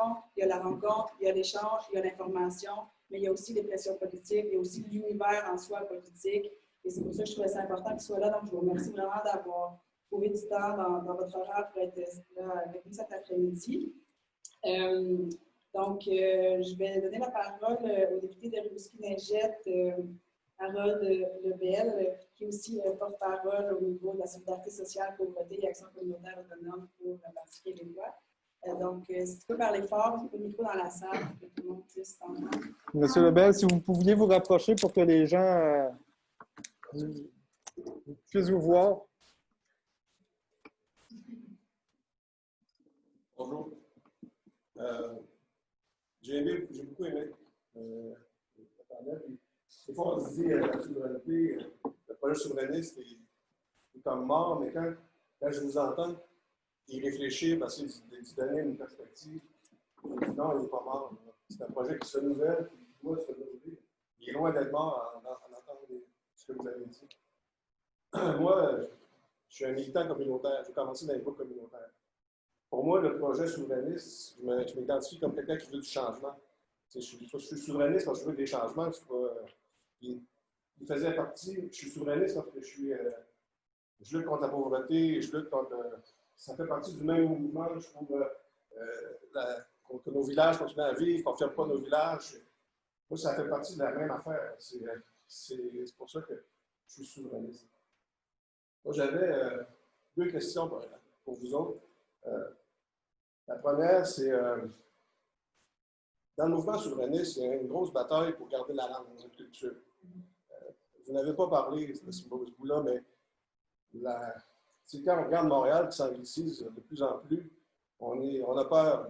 Quand moi je regarde le marché d'Oulfood, la maison des jeunes sur la Grande Allée, l'auberge de jeunesse à la Grande Allée à Québec, ça s'appelle QDES. Je regarde, il y a un mouvement d'anglicisation. La souveraineté, c'est aussi pour protéger notre langue. Mais quand je dis ça, est-ce que c'est un repli sur moi? Je pense pas. Et c'est ça que j'essaie de voir. Est-ce que cette bataille-là pour garder notre langue, notre culture, il ne faut pas que ça soit vu comme un rejet des autres? Ça, j'aimerais ça savoir votre point de vue là-dessus. L'autre élément, c'est beaucoup de souverainistes disent plus il y a des migrants, moins on a de chances de faire la souveraineté.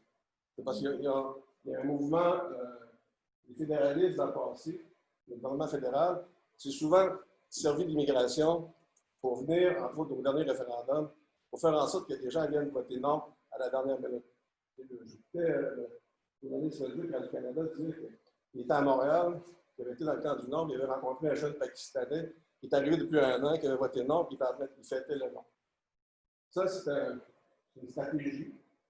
Mais ça créait un sentiment j'aimerais ça sortir, un sentiment de défense des souverainistes que j'aime pas. J'aime pas ça entendre ça, moi, l'idée qu'il y a plus d'immigrants, moins on va faire la souveraineté. Mais c'est une réaction à une stratégie fédéraliste qui dure depuis trop longtemps. J'aimerais ça réussir à sortir de ce discours-là et j'aimerais ça vous entendre aussi là-dessus. Le nom de les aller? Ou j'ai parlé beaucoup? Ou je peux y aller?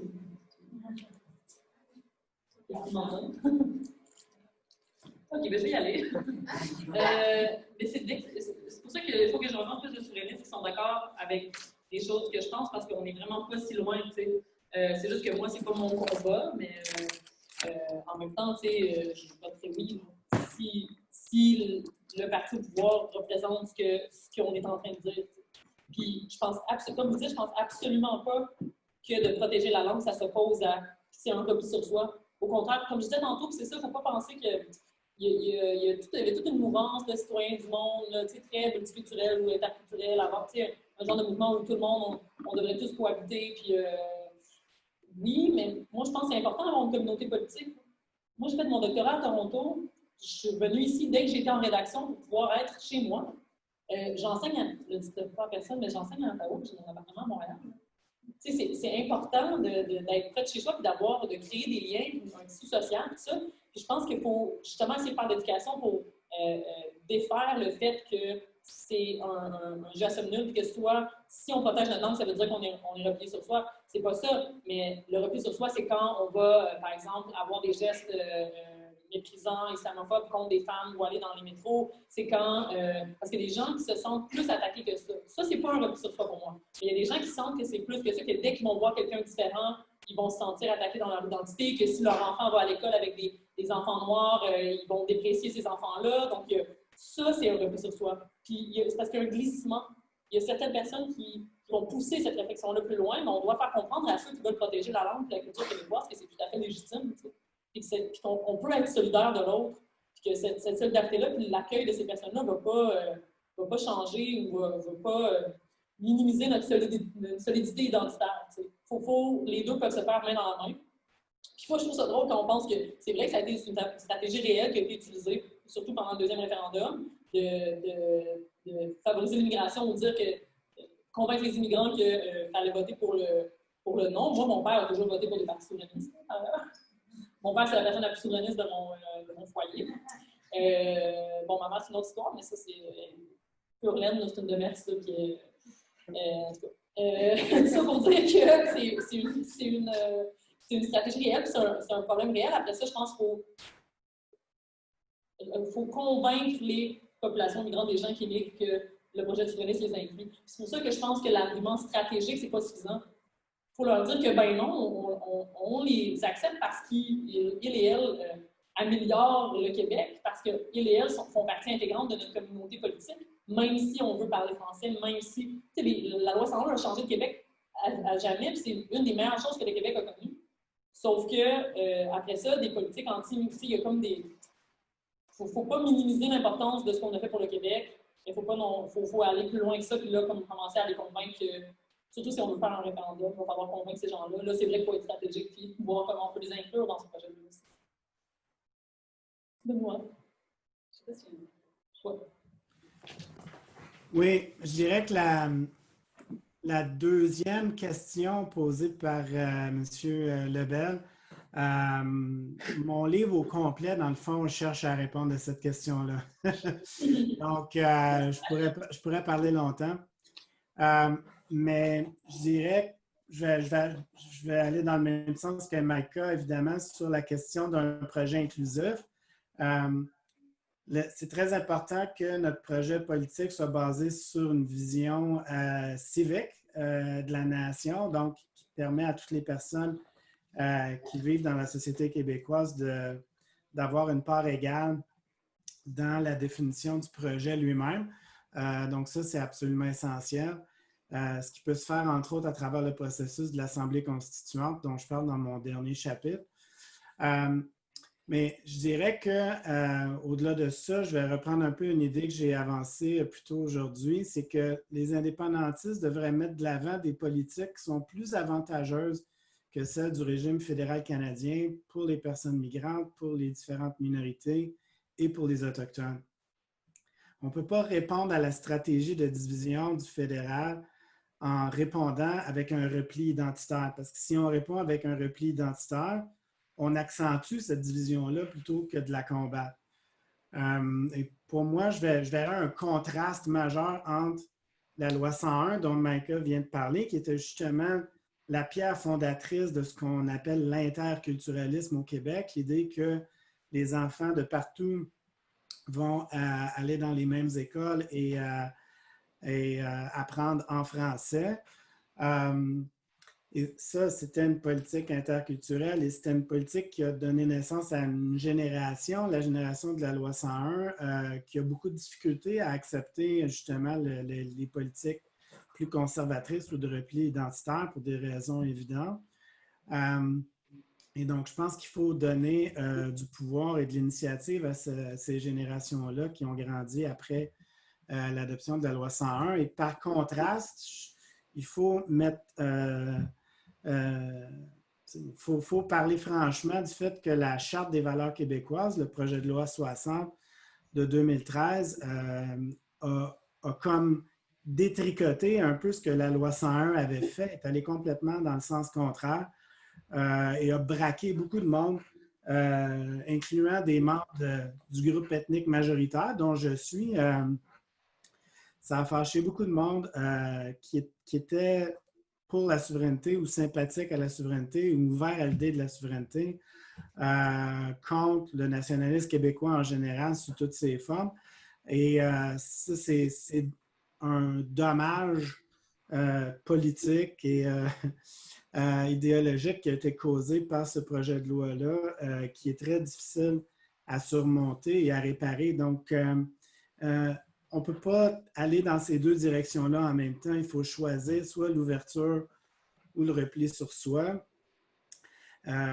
puis mettre de l'avant un projet qui peut être mobilisant pour les jeunes. Et c'est les jeunes qui sont justement de partout qui vont donner un nouveau contenu au projet indépendantiste à partir de leur réalité qui est justement interculturelle. Puis, effectivement, la défense du Québec français, du français comme langue commune pour le Québec, c'est pas du tout une politique de repli sur soi. Puis la loi 101 est un bon exemple. C'est une politique d'accueil, de dire on veut que tout le monde soit capable de maîtriser la langue française. Je pense que apprendre le français au Québec ne devrait pas être une obligation, mais un droit. Donc, plutôt que de faire passer des examens au monde là, pour voir si leur français est assez bon, on devrait partir de l'idée que si quelqu'un veut apprendre le français, il a le droit de le faire. Puis à ce moment-là, que le fait d'apprendre, parce que apprendre le français, c'est nécessaire pour participer à cette communauté politique québécoise qui est en construction puis qui cherche encore à s'affirmer de façon plus décisive. C'est tout pour le moment. Merci. Merci, Benoît. J'ajouterais peut-être que je pense qu'il y a une solidarité envers aussi les autres langues autochtones, celles qui sont appelées à disparaître dans le discours. Mais je trouve que c'est une façon aussi de montrer à quel point le français est important, mais les autres langues aussi. Et justement, on peut vouloir la même chose pour tous. Tu sais, je pense que c'est un peu ça, d'abord, on disait protectionnisme ici, mais protectionnisme ailleurs, respect de l'environnement ici, respect de l'environnement ailleurs, okay, respect de cette langue-là, puis promotion de cette langue-là pour discuter dans notre communauté politique, mais aussi solidarité envers les langues qui sont aussi ici sur le territoire, qui sont amenées à disparaître. Il me semble que ça amènerait un autre petit switch aussi dans ce discours-là de défense du français. Maxime Blanchet-Jonca, député de Rimouski-Neigette et Miscotel et Basques, aussi porte-parole pour le Bloc québécois, les voies maritimes, le tourisme, les comptes publics. On a préparé une question pour chacun des panélistes. Bonjour tout le monde. Je veux d'abord remercier les organisateurs de l'événement aujourd'hui. C'est important. Donc, le CIF, merci beaucoup Sarah, toute l'organisation, l'équipe, les participants, aussi les jeunes du Salon du Livre, bien sûr, qui sont participants de tout cet événement-là. Je pense que c'est important d'avoir le dialogue aujourd'hui. C'est comme ça qu'on réussit à bâtir des ponts, et également à faire avancer les choses, s'informer, échanger entre nous. Et ça permet de démystifier plusieurs mythes qu'on a qui sont construits à travers le fil du temps et qui ne sont pas toujours des choses tout d'abord, pour moi, le projet de pays, je pense que j'incarne une nouvelle génération. Je suis un jeune député. Et on fait souvent référence au projet de pays d'un Québec indépendant. C'est une question identitaire. Je dirais que c'est vraiment pas ça pour ma part. Oui, le Québec a des repères culturels, des repères historiques. Ça, c'est important de s'en rappeler. Parce que je pense qu'il faut savoir ce qu'on vit, il faut savoir ce qu'on s'en va également. Par rapport à le projet de pays, je le vois beaucoup avec la nouvelle génération, c'est beaucoup sur le plan environnemental.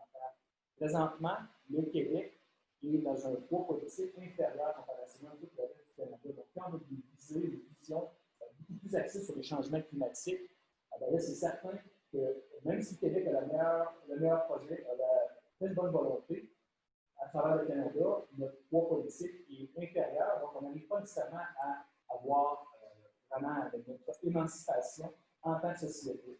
Et aussi avoir le plein pouvoir sur nos droits et nos choix.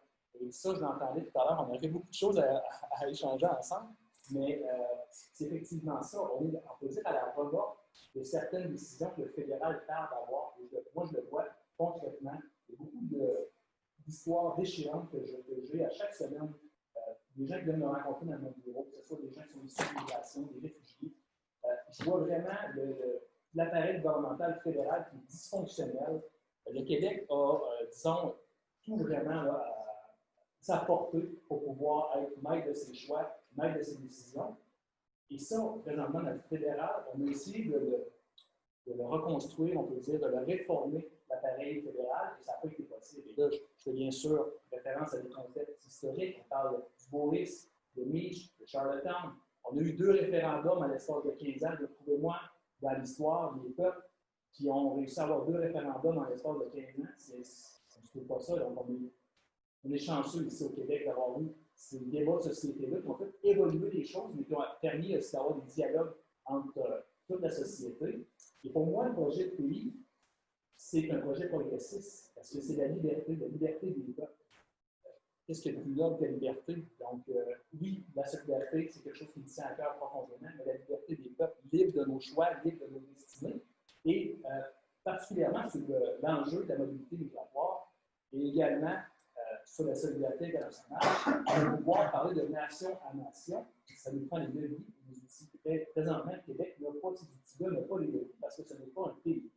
Donc, les traités commerciaux, les accords qu'on a en termes sur l'immigration, ça se fait de nation à nation. Quand on va aller s'asseoir au G7, à la table du G7, s'asseoir à la table de l'ONU, ça nous prend des sièges pour avoir des votes, influencer pour des choses et aussi amener la voix de la société. Et présentement, on ne l'a pas parce qu'on n'est pas un pays indépendant. Ça, c'est problématique. Et je le constate, je pourrais vous donner des exemples très concrets, particulièrement sur la réunification familiale. On le voit présentement dans une crise de contexte sanitaire, c'est déchirant. J'aurais plusieurs histoires. Et merci, Sarah, de nous avoir partagé ça tout à l'heure. C'est émouvant, mais je le ressens. Beaucoup de gens qui viennent me voir dans mon bureau, ils savent plus donner de la tête, ils pensent qu'ils vont se faire retourner dans leur pays d'urgence. Ça, c'est déchirant. Mais ce que je dirais par rapport à ça, c'est qu'encore là, le Québec aurait des solutions, mais n'a pas les outils, encore là, les leviers pour pouvoir amener ces solutions-là. Parce que, je vais tout à l'heure vous poser une question sur les pays tiers sûrs. Je pense que c'est très important de mentionner. On le voit concrètement que ces solutions-là, ils s'en vont vers eux parce qu'on ne réussit pas nécessairement à avoir vraiment les impacts nécessaires pour pouvoir bouger les choses. C'est ce que je dirais sur le Québec indépendant. Je le vois beaucoup sur la jeune génération, principalement sur le plan environnemental, comme je l'ai dit tout à l'heure. C'est important de se poser ces questions-là.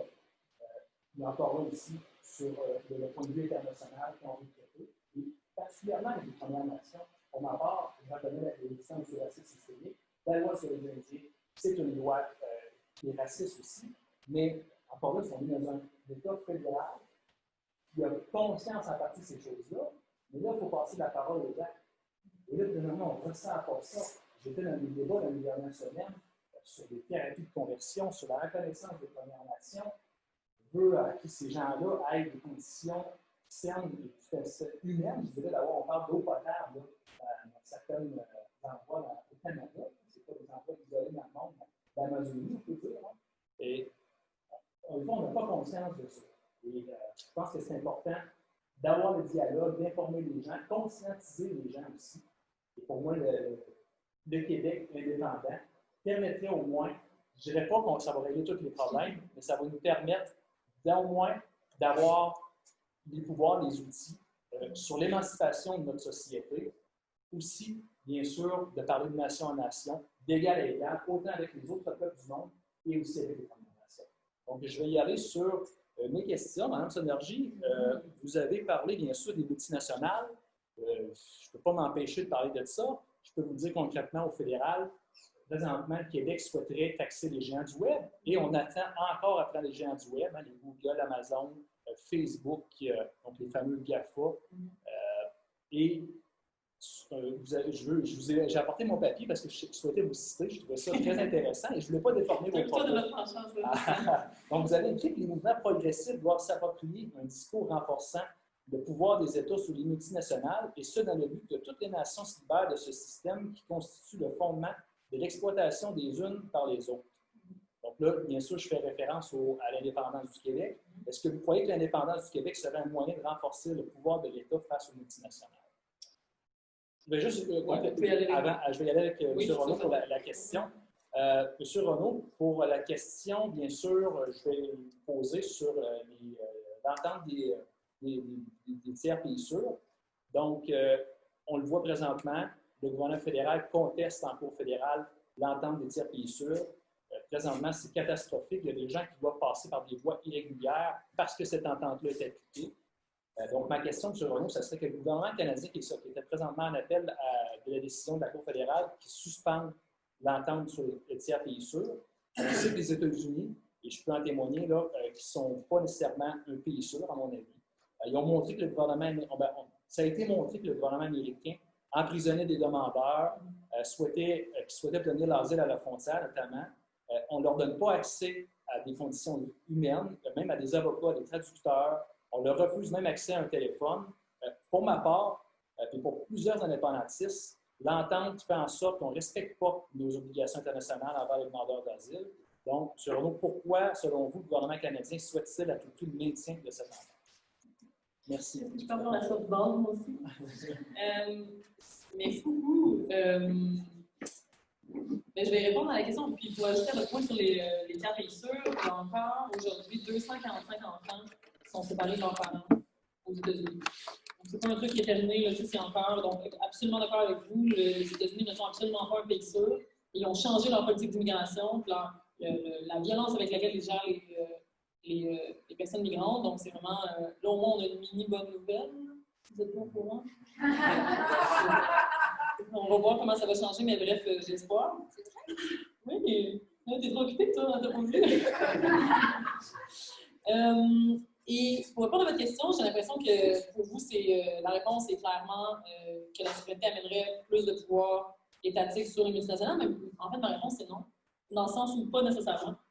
Parce que honnêtement, si le Québec reprend du pouvoir contre les multinationales, oui, ça pourrait lui accorder plus de pouvoir au Québec et à la nation québécoise, mais pas nécessairement, ça ne changerait pas du tout le système. C'est ça, c'est que l'État québécois indépendant serait quand même dans un monde où les multinationales ont du pouvoir. Ils seraient peut-être incapables, pas par manque de volonté, là, par manque de pouvoir face à ces compagnies-là.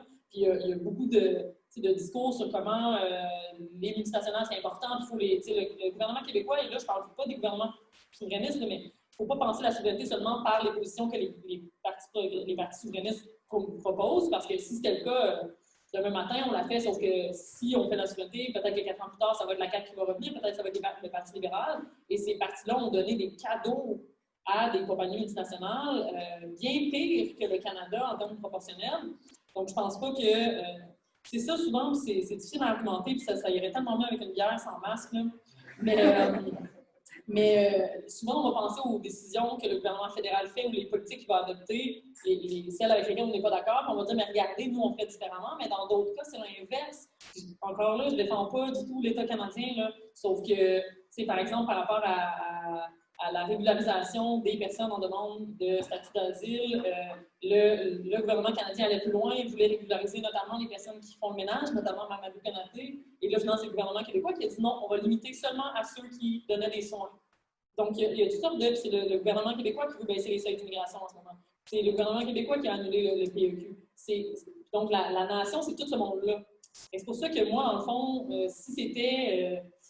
je ne nommerai pas de parti, mais si c'était certains partis qui sont plus solidaires, plus radicaux, qui représentent vos voix, si c'était vous qui étiez à la tête d'un... je serais peut-être convaincue, tu sais.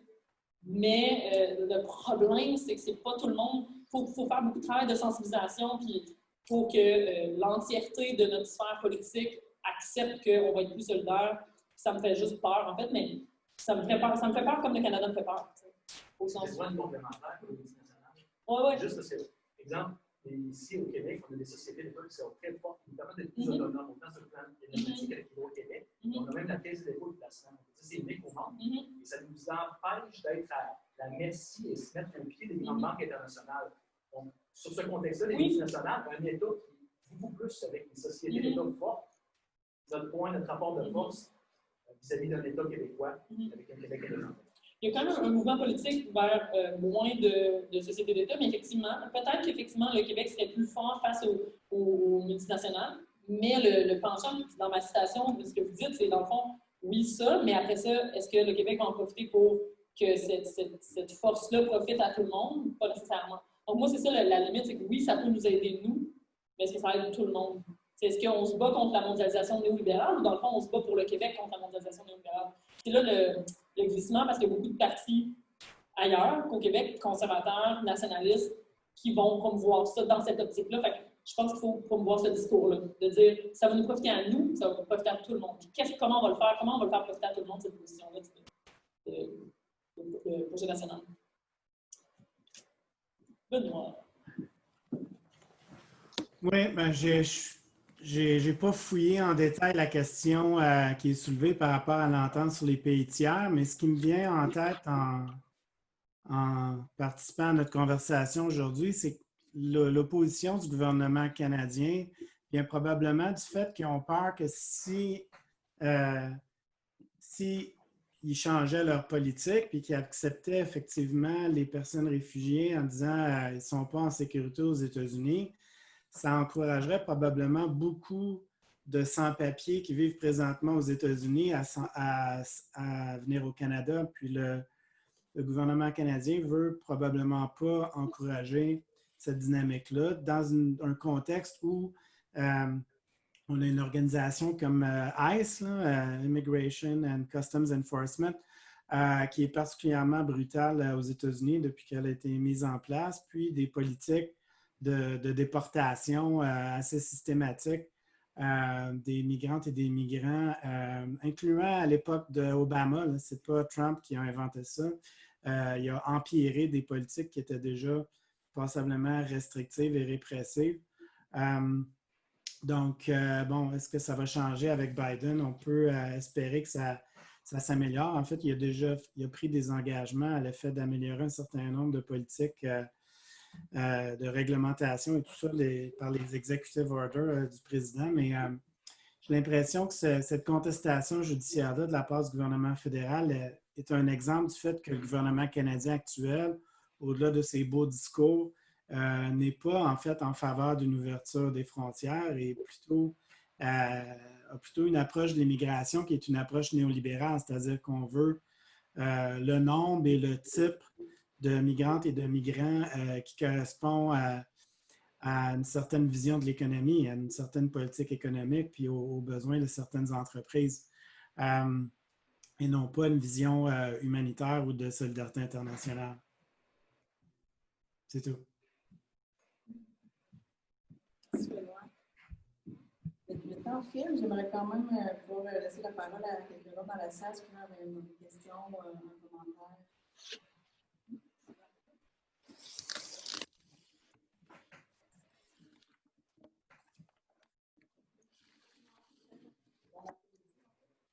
Merci aussi pour l'organisation, puis merci à nos deux panélistes de faire progresser des idées chez nous.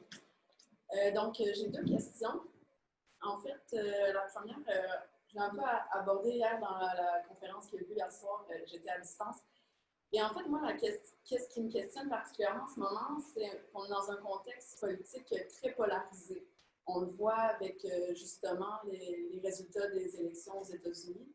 On le voit aussi avec les politiques qu'on a eues au Québec avec la loi 21. Donc, les Québécois partout, on est très polarisés par rapport à ces enjeux-là. Et en ce moment, on en parle beaucoup des enjeux de décolonisation. Benoît Renaud, tu disais, le Québec sera antiraciste, féministe et décolonial ou il ne sera pas. Mais comment faire pour faire progresser ces questions-là sans tomber dans un espèce de clivage de classe où est-ce qu'on est un monde un peu plus élitiste, universitaire, à porter ces questions-là avec ces thèmes-là, les aborder de cette façon-là, qui, honnêtement, n'est pas accessible à la population générale. Puis, on n'est pas la majorité de la population qui va voter.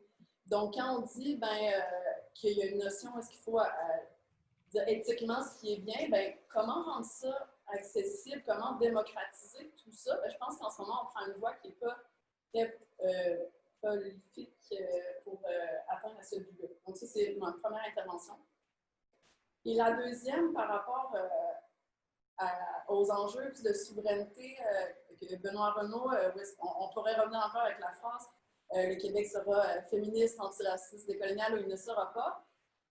Peut-on s'entendre sur le fait que la souveraineté, même si on n'a pas de contrôle, on disait, on peut pas, même si on partage les mêmes idéaux de Québec solidaire, moi et Renaud, on vient de la même école, même si on partage ces idéaux-là, et on n'a pas de contrôle nécessairement, ce ne sera pas notre rêve, là, ce ne sera pas cette utopie-là nécessairement. Donc, si aujourd'hui on était dans un pays de la CAQ, par exemple, peut-on se dire ou reconnaître que les leviers que les oppositions auraient pourraient quand même nous permettre de faire des gains progressistes plus tangibles? Donc, j'ai envie de donner un exemple très concret régional. On parle du prolongement de l'autoroute 20 ici, qu'on a besoin pour désenclaver la région, pour la sécurité. Nous, c'est dangereux. Mais au niveau de l'environnement, si on avait des leviers pour l'opposition de dire on veut avoir du cabotage par bateau, puis on veut que les transports de marchandises soient par chemin de fer pour éviter que ce soit sur la route. Tu sais, qu'à ce moment-là, la route serait relativement plus sécuritaire parce que c'est tout ça qui fait ça. Donc, on gagne des leviers qui font quand même que les idées progressistes peuvent peut-être avoir des gains. Donc, peut-on se dire, autant par rapport à la solidarité internationale, mais que la voix des partis de l'opposition vont avoir des leviers supplémentaires pour faire avancer ça, reconnaissant quand même que le Québec est une force progressiste dans le Canada, puis qu'il y a, oui, des frontières, on pourrait dire, de valeurs et qui sont différentes. Merci. Rappelle-moi ton nom, c'est? Caroline. Oui, Caroline. Merci beaucoup. Écoute, pour ta première question, effectivement, des environnements comme ça, c'est très élitiste. Puis effectivement, moi, je suis prof d'université, je ne suis pas une intellectuelle qui parle à tout le monde, dans le sens où tout le monde veut m'écouter, dans le sens où c'est correct, on n'est pas aimé de tout le monde.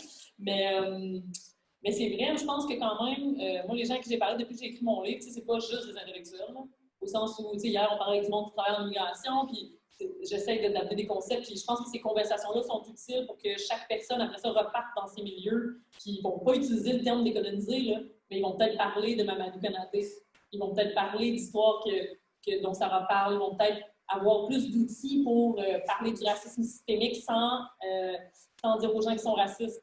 Essayer de désamorcer certaines mécompréhensions tout en respectant les gens.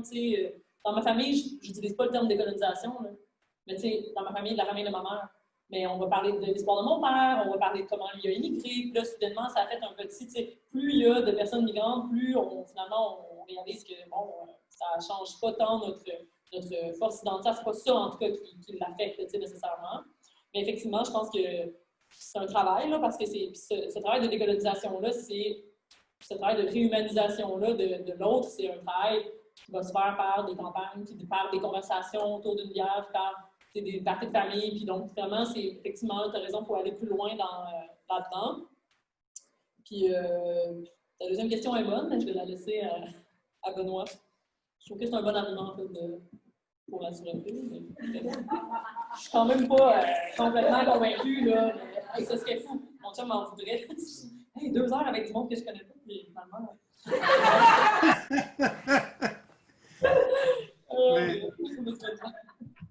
Non, je pense que Jonathan ne serait pas content si tu revenais de Rimouski indépendantiste, se poserait des grosses questions. Ouais, je pense qu'il ne serait pas content.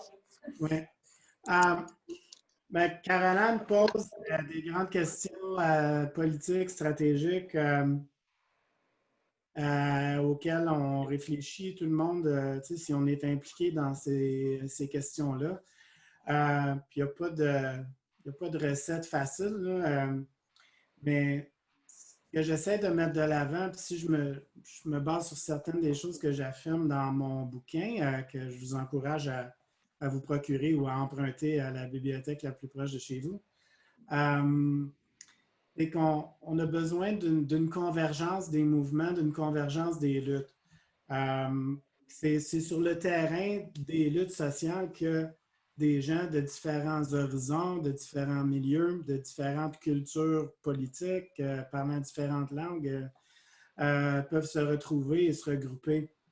On a eu l'exemple récemment au Québec des manifestations énormes sur la question des changements climatiques, parmi les plus grandes au monde en proportion de la population.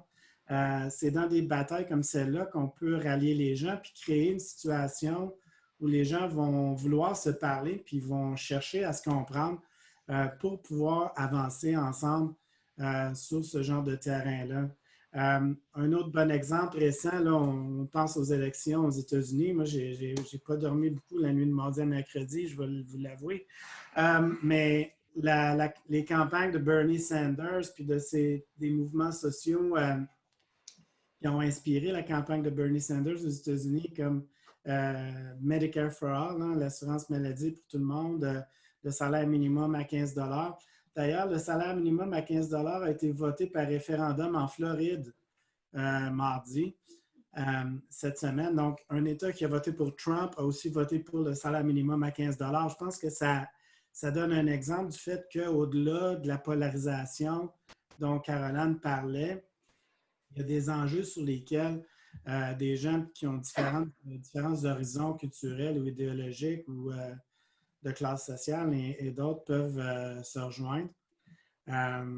Et donc, puis bon, ça soulève toute la question aussi des communications politiques, qui est un art, là, comment on fait quand on a un clip de 30 secondes pour expliquer une idée compliquée, trouver une façon de la résumer, puis de la rendre claire et immédiatement compréhensible. C'est du travail qui n'est pas toujours facile à faire, mais qui se fait et pour lequel on s'améliore à force de le faire, hein, à force de parler aux gens, puis d'essayer de leur expliquer nos idées. Donc, moi, je pense qu'il y a beaucoup de travail à faire, mais qu'il y a de l'espoir. Merci pour la question. Est-ce qu'il y avait une autre question dans la salle?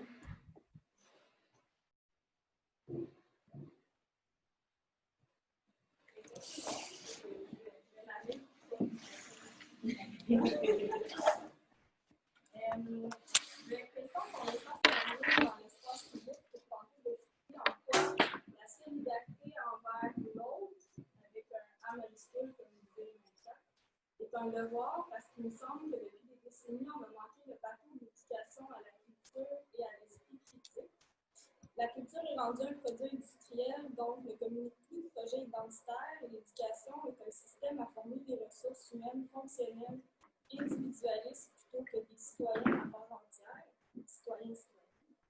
Donc, ma question, y a-t-il vraiment un espoir de pouvoir rattraper toutes ces années de retard, toutes ces années d'aliénation qui jouent contre tout projet de solidarité profonde? Je te suggère de prendre ça, mettre ça sur un document Word, l'intituler manuscrit, puis éventuellement moi, c'est comme ça que ça a commencé.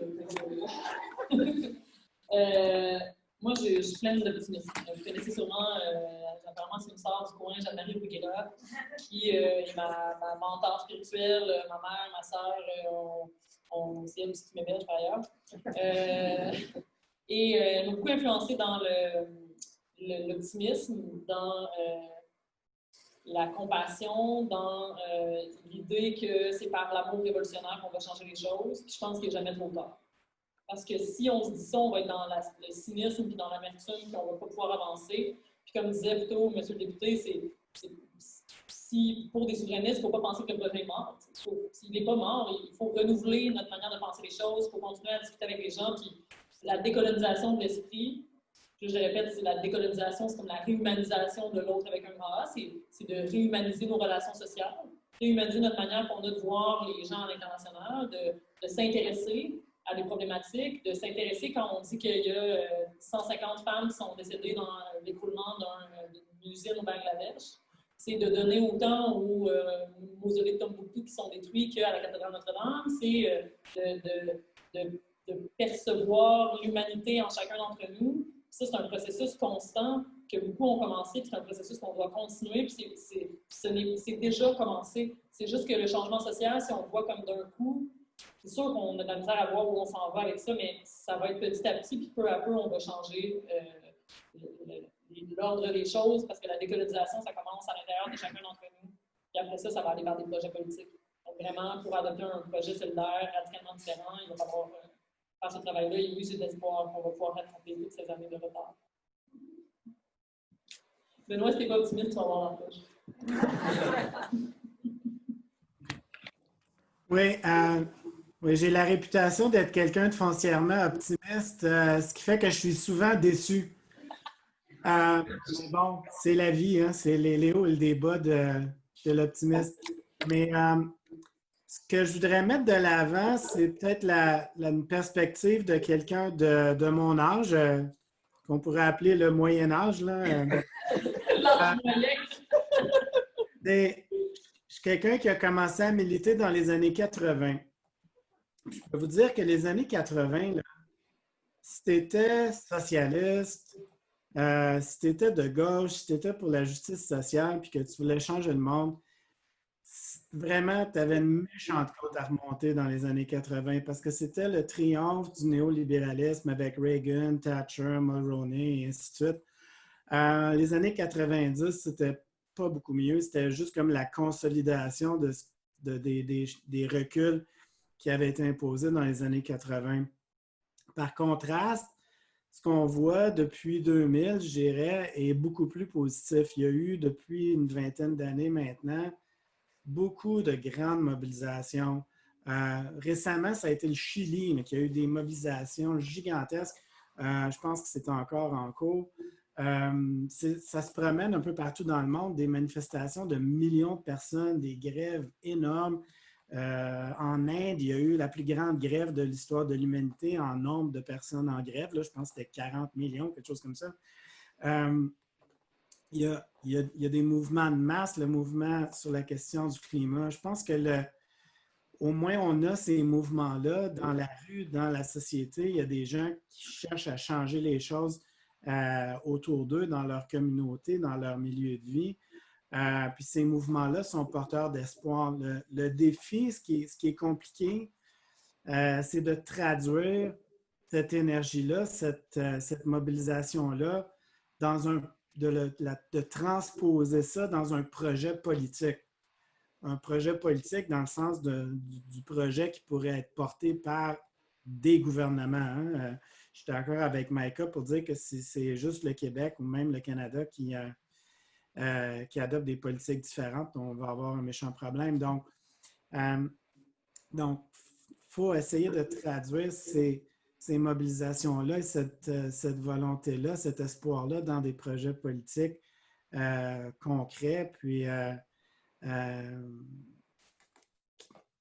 qui vont nous amener à du changement plus substantiel, parce qu'effectivement, ce qu'on voit aussi depuis 20 ans, puis c'est comme l'autre côté de la médaille, malgré ces grandes mobilisations-là, il y a des situations qui se détériorent, puis le climat continue à se réchauffer, puis les gens continuent à vivre dans la misère, dans des situations qui seraient évitables. Et puis, donc, oui, il y a encore de méchants problèmes à régler, mais je pense qu'il y a une volonté de changer les choses qui est quand même assez présente à notre époque. Merci, Benoît.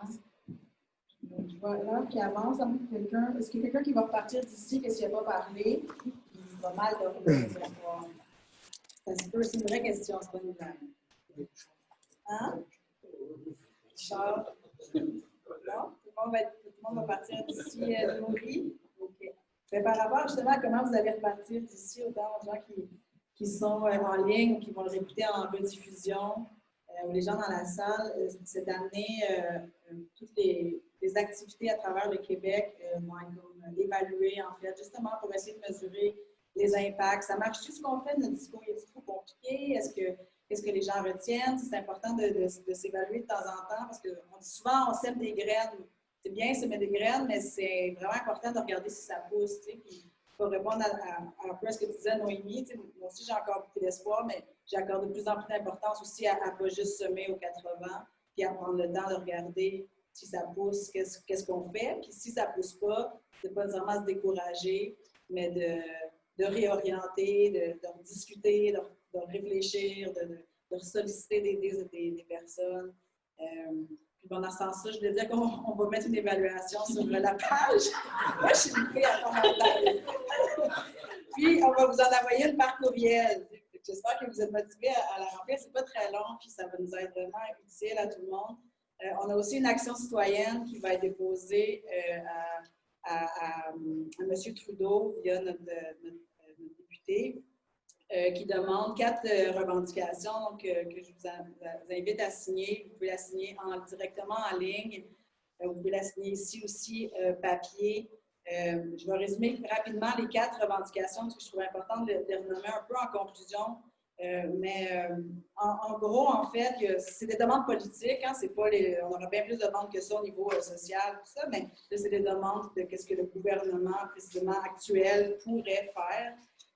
En gros, on demande évidemment dans une optique de solidarité internationale d'accroître le soutien aux initiatives de paix puis de développement dans les pays qui émanent des communautés du Sud. Donc, pas de l'aide publique au développement imposée, pas nos projets. On sait très bien qu'en développement international, la plupart du temps, quand on investit, ça nous revient. Il y avait une étude du Sénat canadien qui montrait que pour chaque dollar du Canada en aide publique, il y avait 75 sous à 1,25 $ qui nous revenaient. Donc, ça a toujours été de l'investissement. C'est un long combat de changer cette mentalité-là, mais on veut de plus en plus, évidemment, c'est ça les pressions qui sont faites, qu'on appuie les projets des communautés qui s'organisent. Il faut continuer quand même à redistribuer l'argent. Maïka en a parlé, je veux dire, on ne peut pas se passer de ça dans la situation actuelle. De redistribuer aussi par souci de réparation aussi pour l'exploitation et le colonialisme qui a été fait. On n'est pas rendu là au niveau du discours, là, mais si on pouvait au moins juste redistribuer. D'intensifier le leadership aussi au niveau des personnes migrantes en ce moment, puis des personnes réfugiées, afin de leur permettre un retour sûr dans leur pays, si c'est leur choix ou une installation à long terme aussi. Puis le libre choix entre les deux, de ne pas être coincé une fois que tu as bougé, de ne pas pouvoir rentrer chez toi parce que tu vas perdre tous tes droits. D'adopter une loi de diligence raisonnable, en fait, pour obliger les entreprises canadiennes à respecter les droits humains. On sait que nos entreprises, entre autres minières, c'est là qu'on parle le plus, mais il faut continuer à en parler, causent des déplacements de population. Elles sont responsables dans plusieurs pays, vraiment de milices, de politiques paramilitaires, de déplacements de population. Et puis, ils ne sont pas soumis aux règles canadiennes. Souvent, dans les pays où elles sont, bien, les règles sont difficiles à être appliquées, en fait. Donc, il y a vraiment un vide juridique. Ça fait longtemps que c'est demandé, que c'est redemandé dans cette pétition-là. Donc, c'est les principales revendications. Si vous voulez aller la signer, on va faire un suivi de ça. On ne va pas juste la déposer. Les pressions vont continuer en alliance avec beaucoup d'autres groupes. Les journées sont permises au niveau financier par le ministère des Relations internationales, puis de la francophonie, puis de la GOSI. Puis ce ministère-là aussi, est-ce qu'il je remets ta question d'espoir, est-ce qu'il nous donne espoir ou pas quand on regarde ce qui se passe à l'interne, est-ce qu'il est en train de se transformer? Moi, je peux dire en tout cas qu'au niveau des organismes de solidarité internationale, j'en vois une transformation, j'en vois une évolution, une ouverture d'esprit, une écoute plus grande, une arrivée beaucoup plus diversifiée aussi des gens qui travaillent à l'interne. Avant, c'était massivement des personnes blanches qui n'avaient jamais vécu justement d'expérience migratoire. Mais c'est en train de changer. Ça me donne espoir. Au niveau du ministère des Relations internationales, c'est rare hein, qu'on va taper sur la main qui nous finance, mais moi, je vais le faire. Il y a toutes sortes de gens au ministère, il y a des gens incroyables qui ont même assisté, il y en a une qui a assisté à la formation de Maïka hier, puis moi j'y crois beaucoup à continuer à faire des éducations populaires, pas juste auprès du grand public, mais auprès des gens qui travaillent dans ce secteur-là. Il faut continuer à le faire, puis on va continuer à le faire, puis à prôner cette stratégie-là aussi, parce que d'après les gens sont 35 heures en emploi, Donc, je pense que c'est un bon lieu d'influence sur ces idées-là. Puis, la section Solidarité internationale, elle a vraiment évolué. Je n'aime pas le mot évoluer, parce qu'elle s'est transformée, je trouve, positivement, là, vraiment dans les dernières années, mais c'est un ministère aussi qui est le ministère. Parce que dans le fond, vous disiez tantôt, M. Blanchet-Jonca, que là, on n'a pas le pays pour être à l'international, mais ce ministère-là fait quand même déjà des choses et fait quand même déjà des fois du tort aussi. Si on écoute le discours de la ministre actuelle, elle parle de la conquête de l'Afrique. On est en 2020, elle nous parle de conquérir l'Afrique. Devant nous, là, on était un parterre de gens en solidarité internationale. On n'était pas devant la Chambre de commerce de Montréal. Et je me disais, mon Dieu, on a tellement de travail encore à faire. On est tellement encore dans une politique justement d'exploitation capitaliste de l'autre. On voit 50 quelques pays africains, toutes les nations qui sont là, les peuples-là, toutes les personnes aussi qui sont vendues chez nous. On les voit seulement comme un marché à conquérir. Ça, c'est le ministère aussi de la Relation internationale. En tout cas, j'ose le dire aujourd'hui parce que je trouve que c'est pas que je suis désespérée, mais on voit que quand on entend ces discours-là, c'est un coup de bâton pour des gens qui travaillent là, depuis vraiment, vraiment longtemps à changer ce discours-là, d'avoir un discours beaucoup plus humaniste, plus humanisant. Mais cela dit, je remercie le ministère des Relations internationales et de la francophonie quand même de redistribuer la richesse collective pour permettre des activités comme aujourd'hui. Je remercie le Salon du Livre. Merci Martin pour la technique. Ça n'a pas été facile aujourd'hui, mais on apprend. Puis la prochaine fois, on va être meilleur. À qui donc? Il me manquait mes petits merci. Mais merci. Benoît. Merci Benoît.